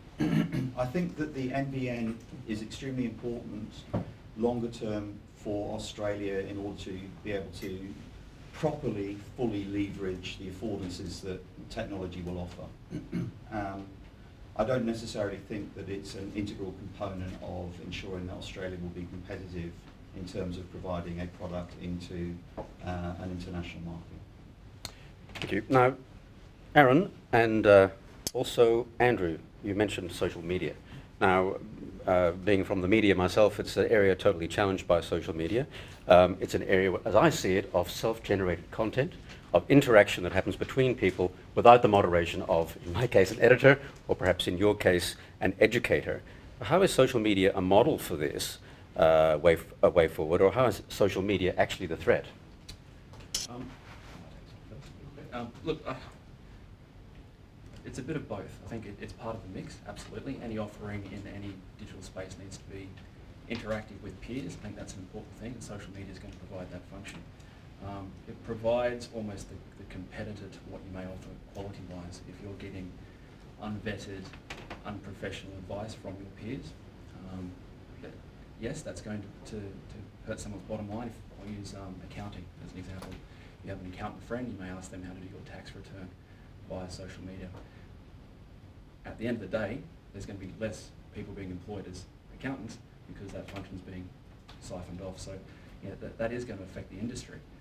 Equally though, if you can provide that service at a way that's got a quality behind it, or it's been vetted in some way, then it's going to be an opportunity. So unfortunately it's a bit of both. How it interacts with learning and how it interacts with what people expect from learning, it's immense. I expect that we're all looking at this to make money at some point. I wouldn't be surprised if the Facebooks are doing the same and the Twitters aren't doing the same.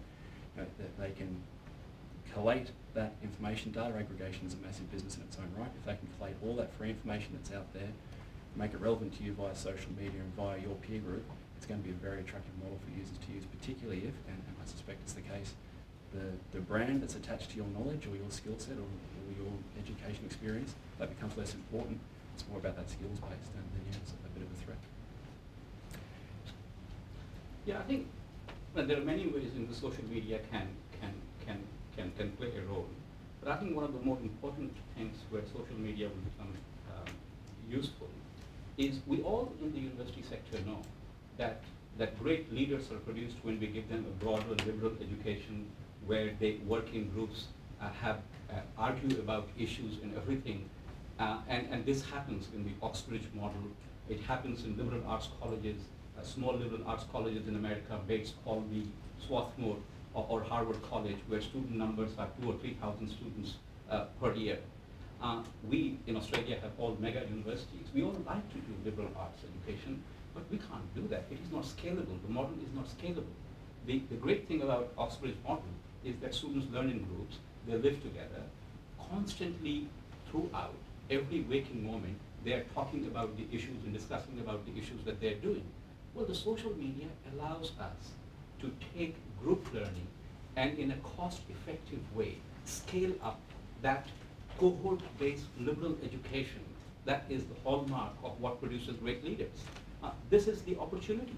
We cannot dream with 40,000 students to provide an Oxbridge kind of education, but social media begins to start addressing some of those issues.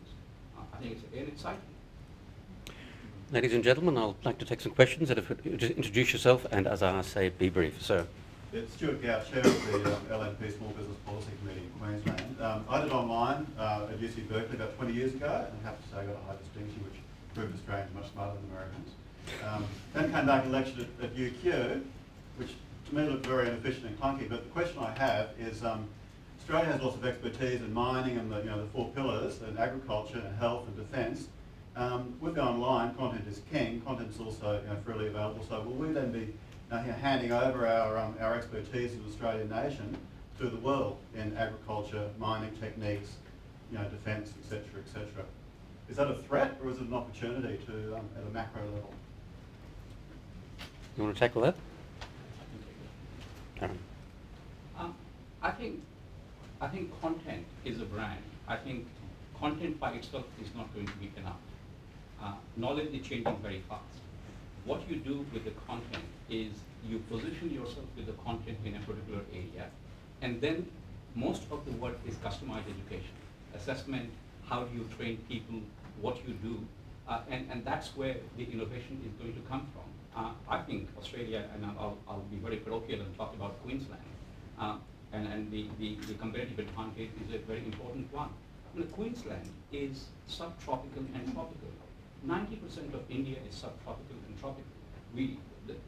Andrew talked about tropical medicine, but you look at almost anything, architecture, housing design, infrastructure, how do you sort of have environmental management in large growing cities, fashion.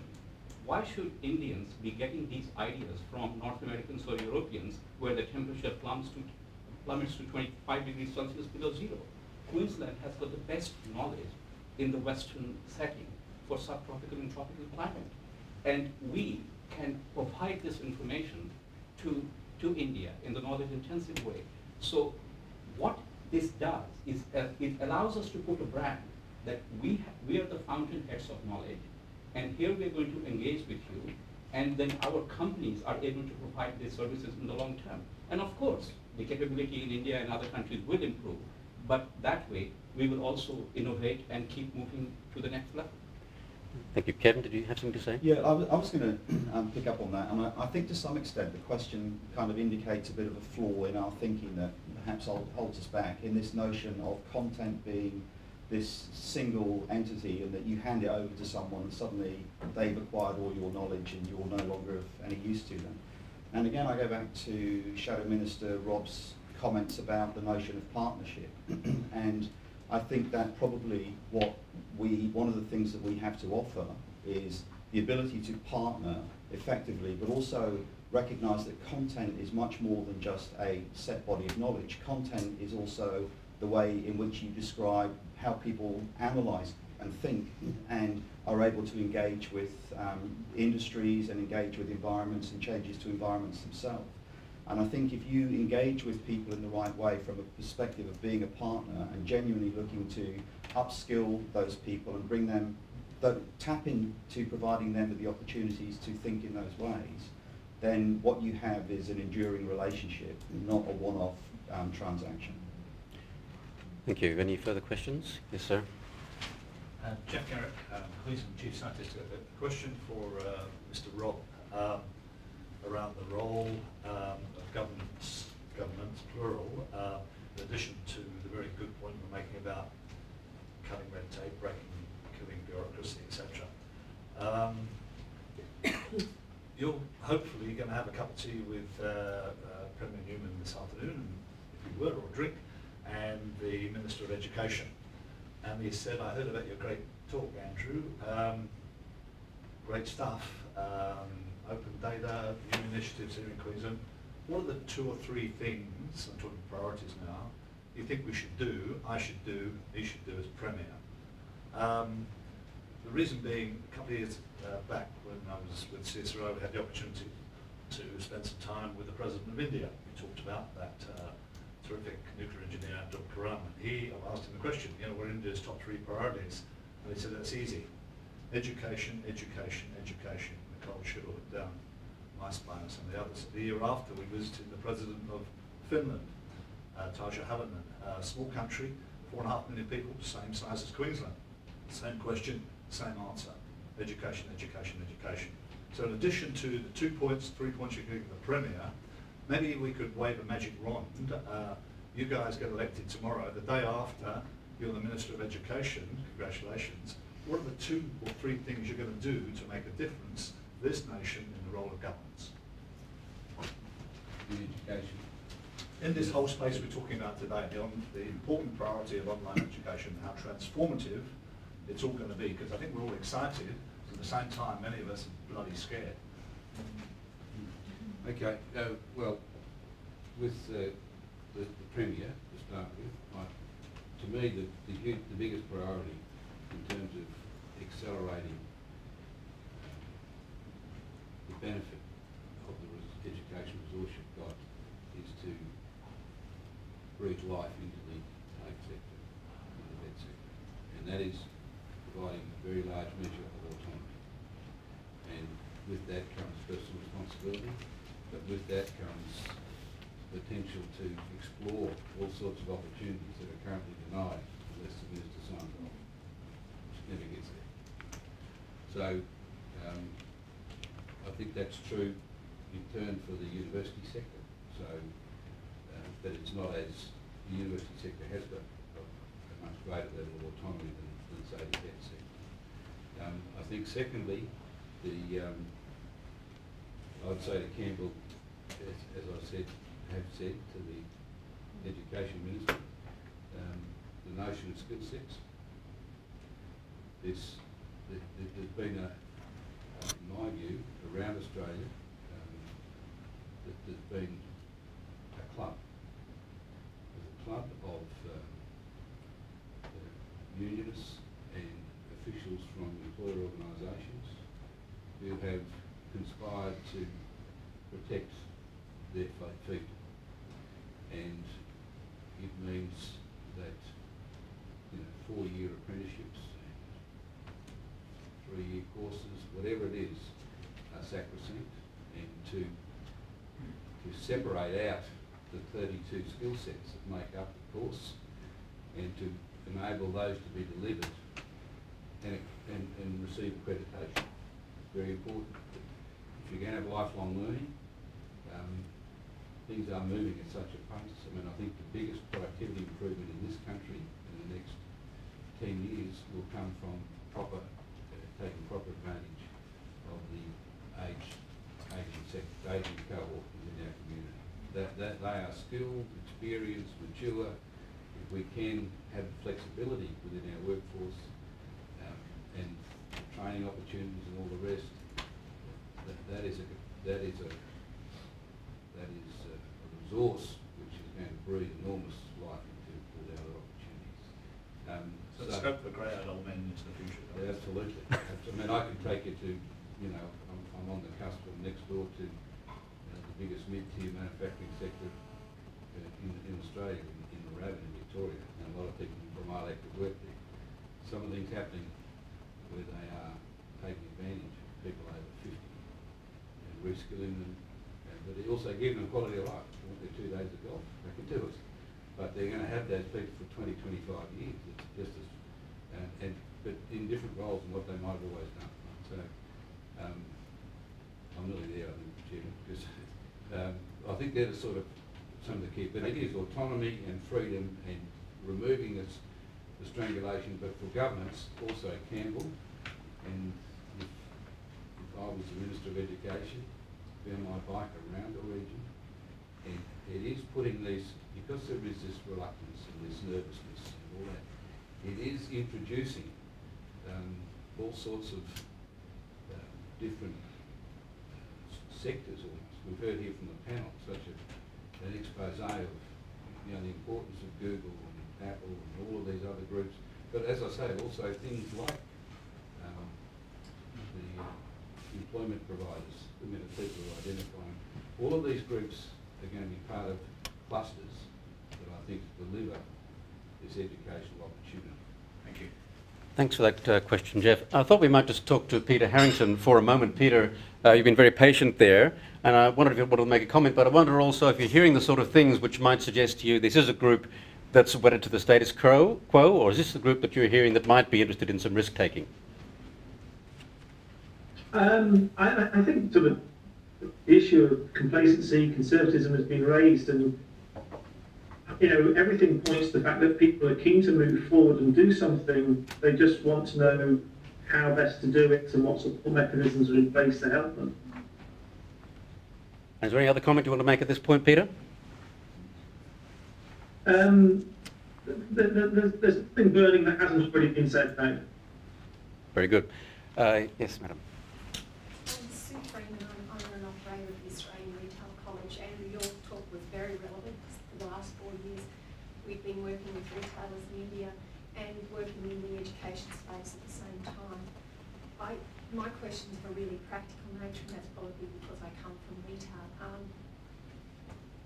We constantly struggle in rolling out the programs you're talking with around power supply reliability in India, internet access supply reliability in India, and I have to say from the skill development space, the majority of learners we come across work with mobile phones that are not smartphones.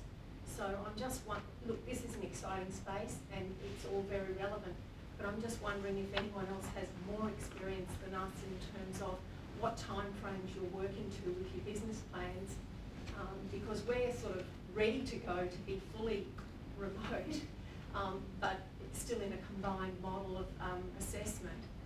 But there are limitations, and I was surprised in the sessions this morning that some of those limitations weren't borne out. You'd like to take that? Well, I mean, to some extent, I would go back to what I was saying a bit earlier, and I think that if you're developing a product for a market and the market doesn't have the technology or the capacity to engage with that product, then you need to ask yourself, have you designed that product in the appropriate way?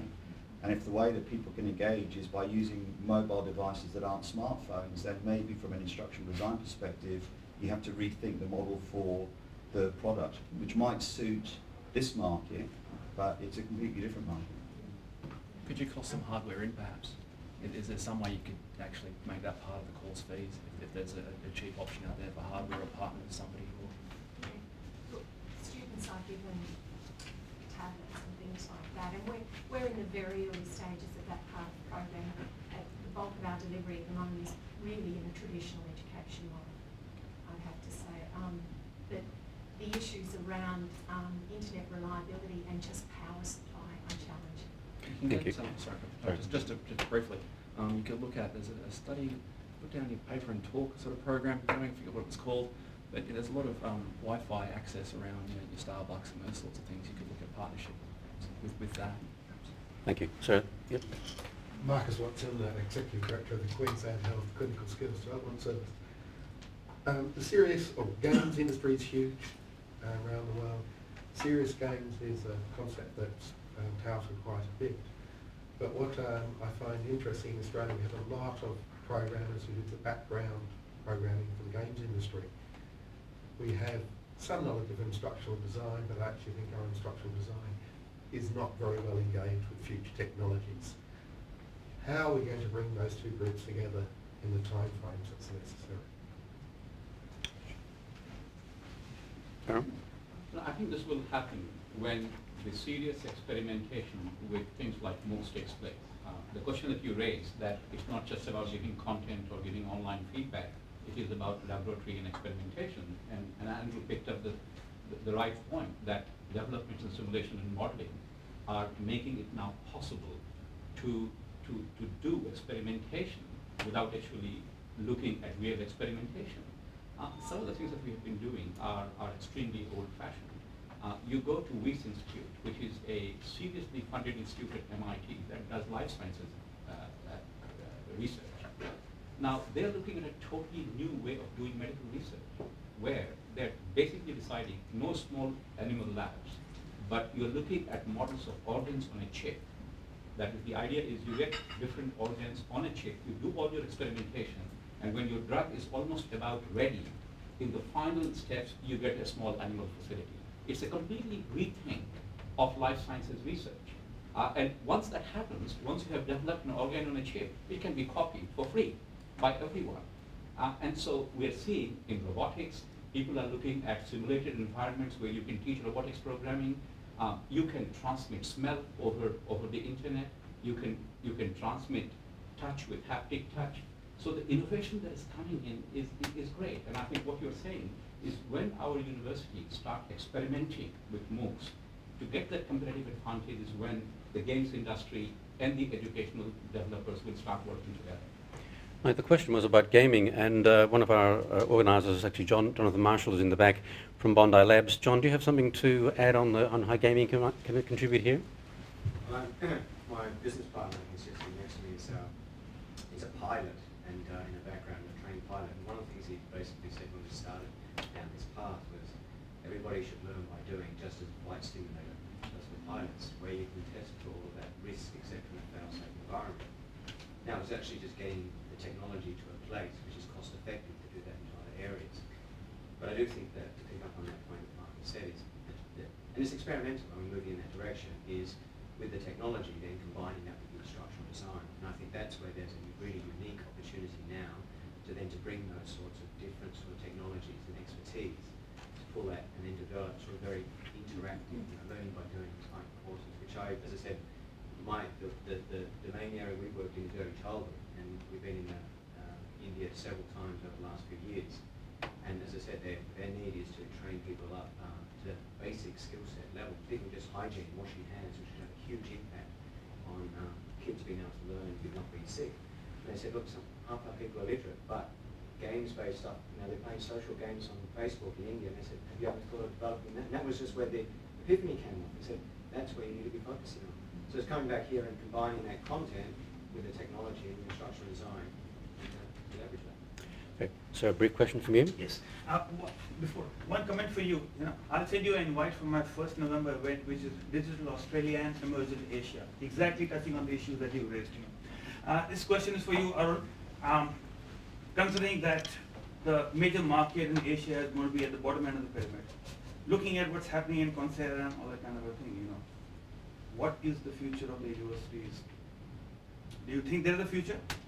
If yes, say fast forward 5 years. If yes, is it going to be only knowledge creation and knowledge updation? I think the future of universities, there'll be different models. What will happen is when there are productivity improvements that are happening in the university sector. Right now, most universities are basically based on the Humboldt or the Johns Hopkins model, where you teach large numbers of undergraduate students, where you employ academic staff, and then you do graduate research and you create knowledge. Obviously, when the teaching and learning process becomes more efficient and there is productivity gains, then I think what we will find is that many universities will move towards more professional services organization. So already we are finding that customized education is becoming a greater part of our revenue over every day. As you said, no one has time. You look at MBA enrollments, they're going down. No one has time to do 2 years MBA. An employer is going to come, I need 3 weeks change management training so that this process can be there. Can you fly in your people and do this? So the postgraduate market is already moving to customized education. The research market is moving to consulting services. So where many of the large universities will head to is that, yes, we will teach undergraduate students. A lot of it will be for our brand, because attracting, remember, Harvard gains its brand not by teaching too many students, but by rejecting as many students as possible. So universities will still be exclusive clubs. We provide value because students come to us, they build their social network, they grow up, and that is not going to go away. But we will do research, but more and more of our academics will provide customized education, they will provide more consulting services, more knowledge transfer, and we will become integrated knowledge services companies. Thank you. Most interesting. Any other? Yes, madam. My question is really, my name is Nicole Graham, and I'm the Manager of International Career Development at Griffith University. And my question is sort of about what happens to soft skills in the online framework, because one of the things that the panels articulated really beautifully is how people that would be attracted to these kind of courses are attracted to them because they lead to a destination, and that destination is some kind of employment outcome. And in the current university model, we all have graduate attributes that take some responsibility for the development of soft skills that would be also considered employability skills. So if the online model takes off in the way that we imagine, then one, are universities still responsible in the online context for teaching some of those skills? Secondly, how would we do it? And thirdly, how would we do it in culturally appropriate ways, given the diversity of the country spread of the markets? Perhaps you, Susie? Well, I think Kevin would have a lot to add to this as well. I mean, I think it's a really good point. And I think in a way some of the models that we sort of visualise are based on the way we do things at the moment, which is that sort of online one-to-one, fairly low engagement. And I think Kevin and Andrew already articulated some difference in terms of those much richer, more truthful and real environments that we can develop where people can develop some of those soft skills. But I think, and the idea of the sort of push to everybody with a little bit of customisation, change the name of the company or the name of the country, is not going to do it. And I think you raise a really good point. I mean, I think what truthfully we are more likely to see is a sort of mix and match, just as we do in other things, where instead of us all pushing a full course in one model, people will be able to take some things in a particular way and others in a different way. And again, I think we need to think about what works in those different ways to fulfil those outcomes, because the sorts of things that everybody says is, and we know, is that most of the careers that will exist in 50 years, we don't even know what they are. The kind of fixed idea of knowledge and content is questionable in that sense, but the skills that everybody is asking for are those skills that enable people to deal with unknown, with risk, with collaboration, and we are going to have to think in very different ways about how we do that in these environments, just as we probably do in terms of any of our traditional environments, to be honest. Ken, I think Susie topped you in there as well. Yeah, look, Nicole, I think your question I think it's maybe the biggest question that we face in higher education, and is at the heart of what you're saying, which is what is a university education and what is it that you get from it? And is it about learning to some extent by rote, or analysing and engaging with a body of content, or is it about learning those broader competencies, skills, if you use Bloom's taxonomy, that place you at that higher order level, so as from an employer's perspective or from a nation's perspective, there are people out there who are capable of thinking, of synthesising data, of analysing, of pulling groups of people together, the right people, of managing virtual teams, working from a project perspective in very horizontal ways.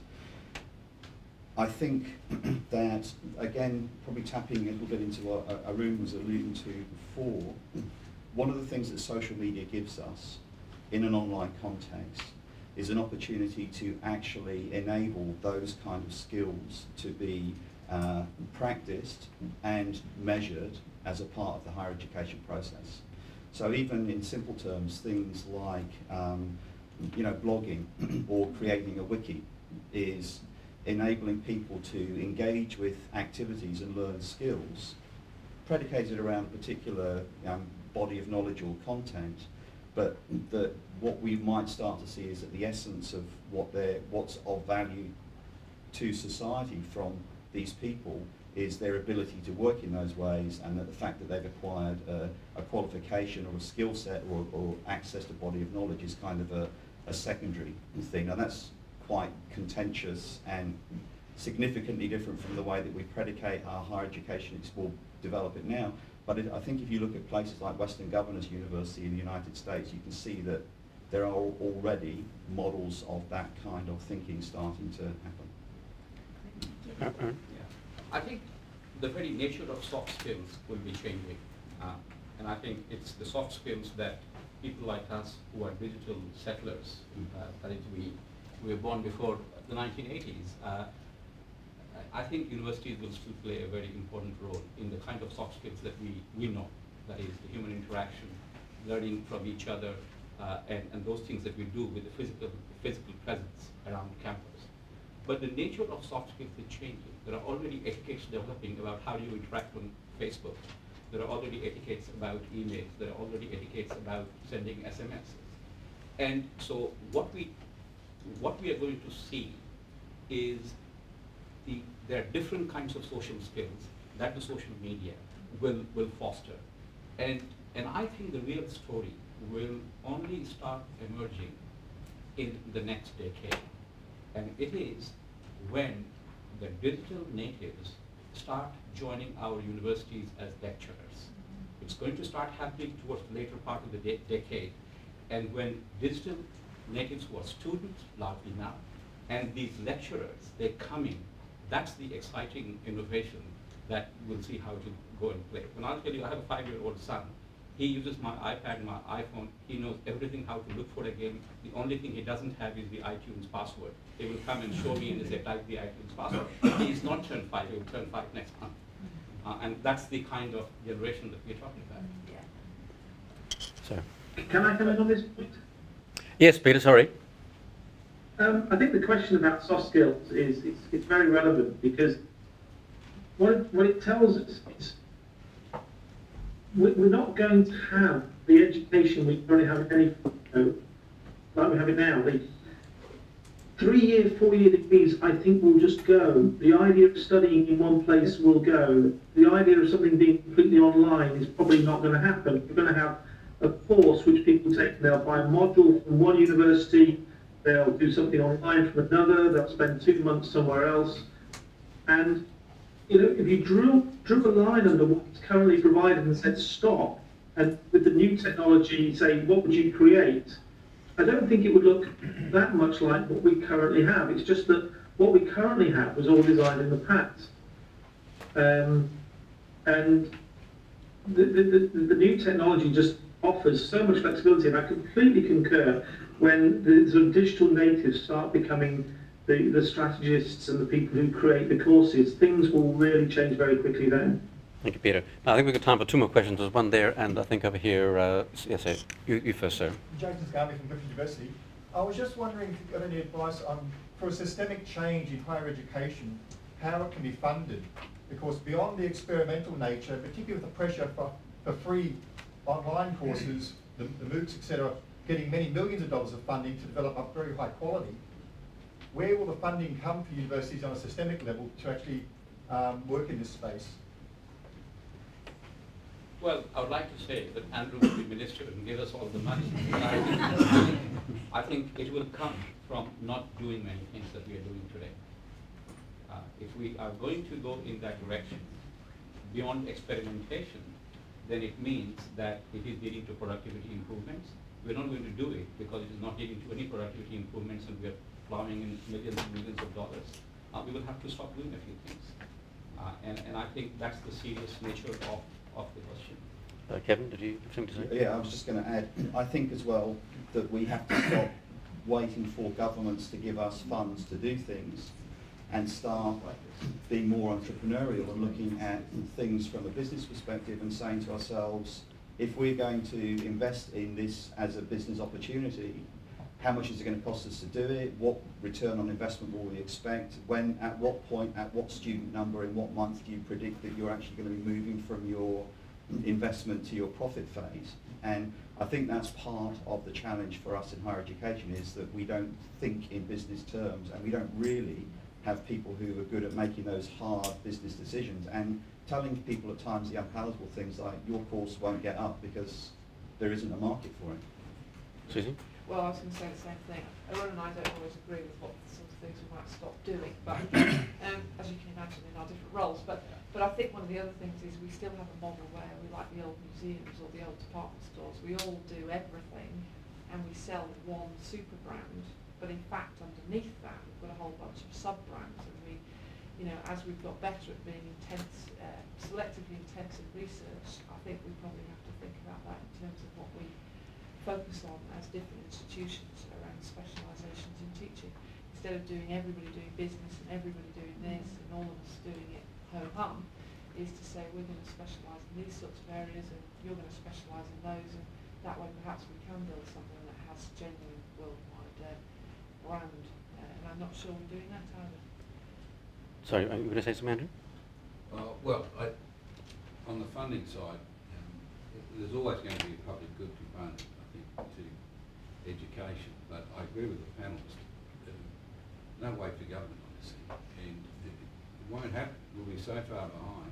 The opportunities, especially when you start to partner, and I think as Aaron said, it started about the MOOCs. I mean, the biggest venture capitalists in the world is getting behind some of these things. And it's, if you adopt a business approach, what government can do is first and foremost get out of the road, but facilitate it, not just stand and be observers. In the sorts of ways, the way regulation is applied or not applied, in the way in which governments can give leadership, the way in which what I think is critical to this next stage is the partnerships that are going to be formed in a way which have never been formed before. The most disparate sort of disciplines coming together to take these things forward. Invariably, most of those players are not interested, never have had serious government funding, and it is really the universities and the vet colleges and others, tapping that sort of mode of operation and not waiting to put a case, spend half the year designing a proposal for another X million dollars to do something which will take another 3 years for decisions, and the world's passed us by.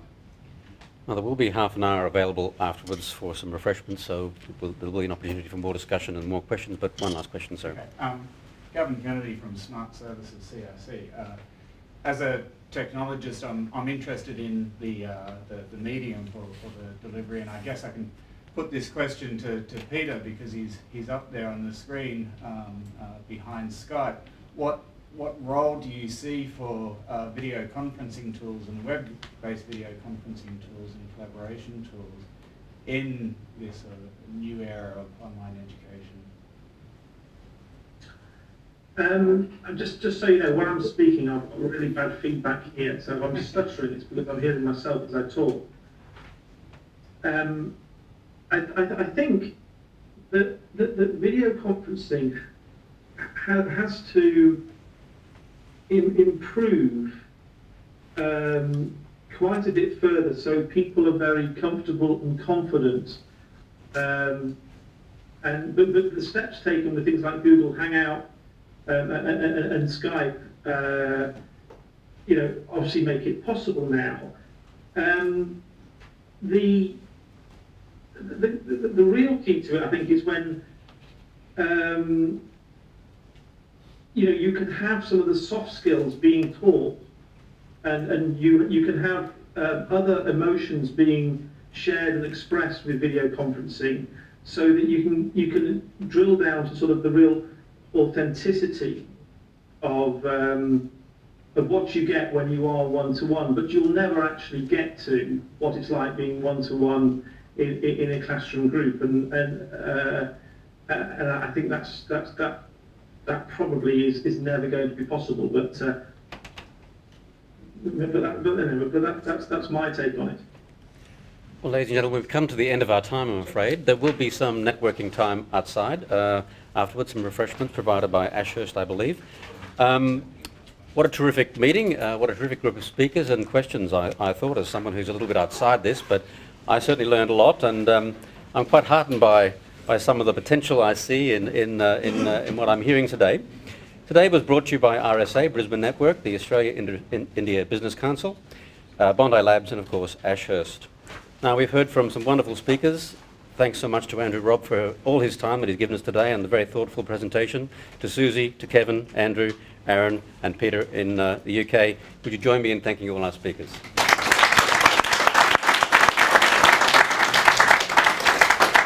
And with that, it's my pleasure to close the meeting. Thank you.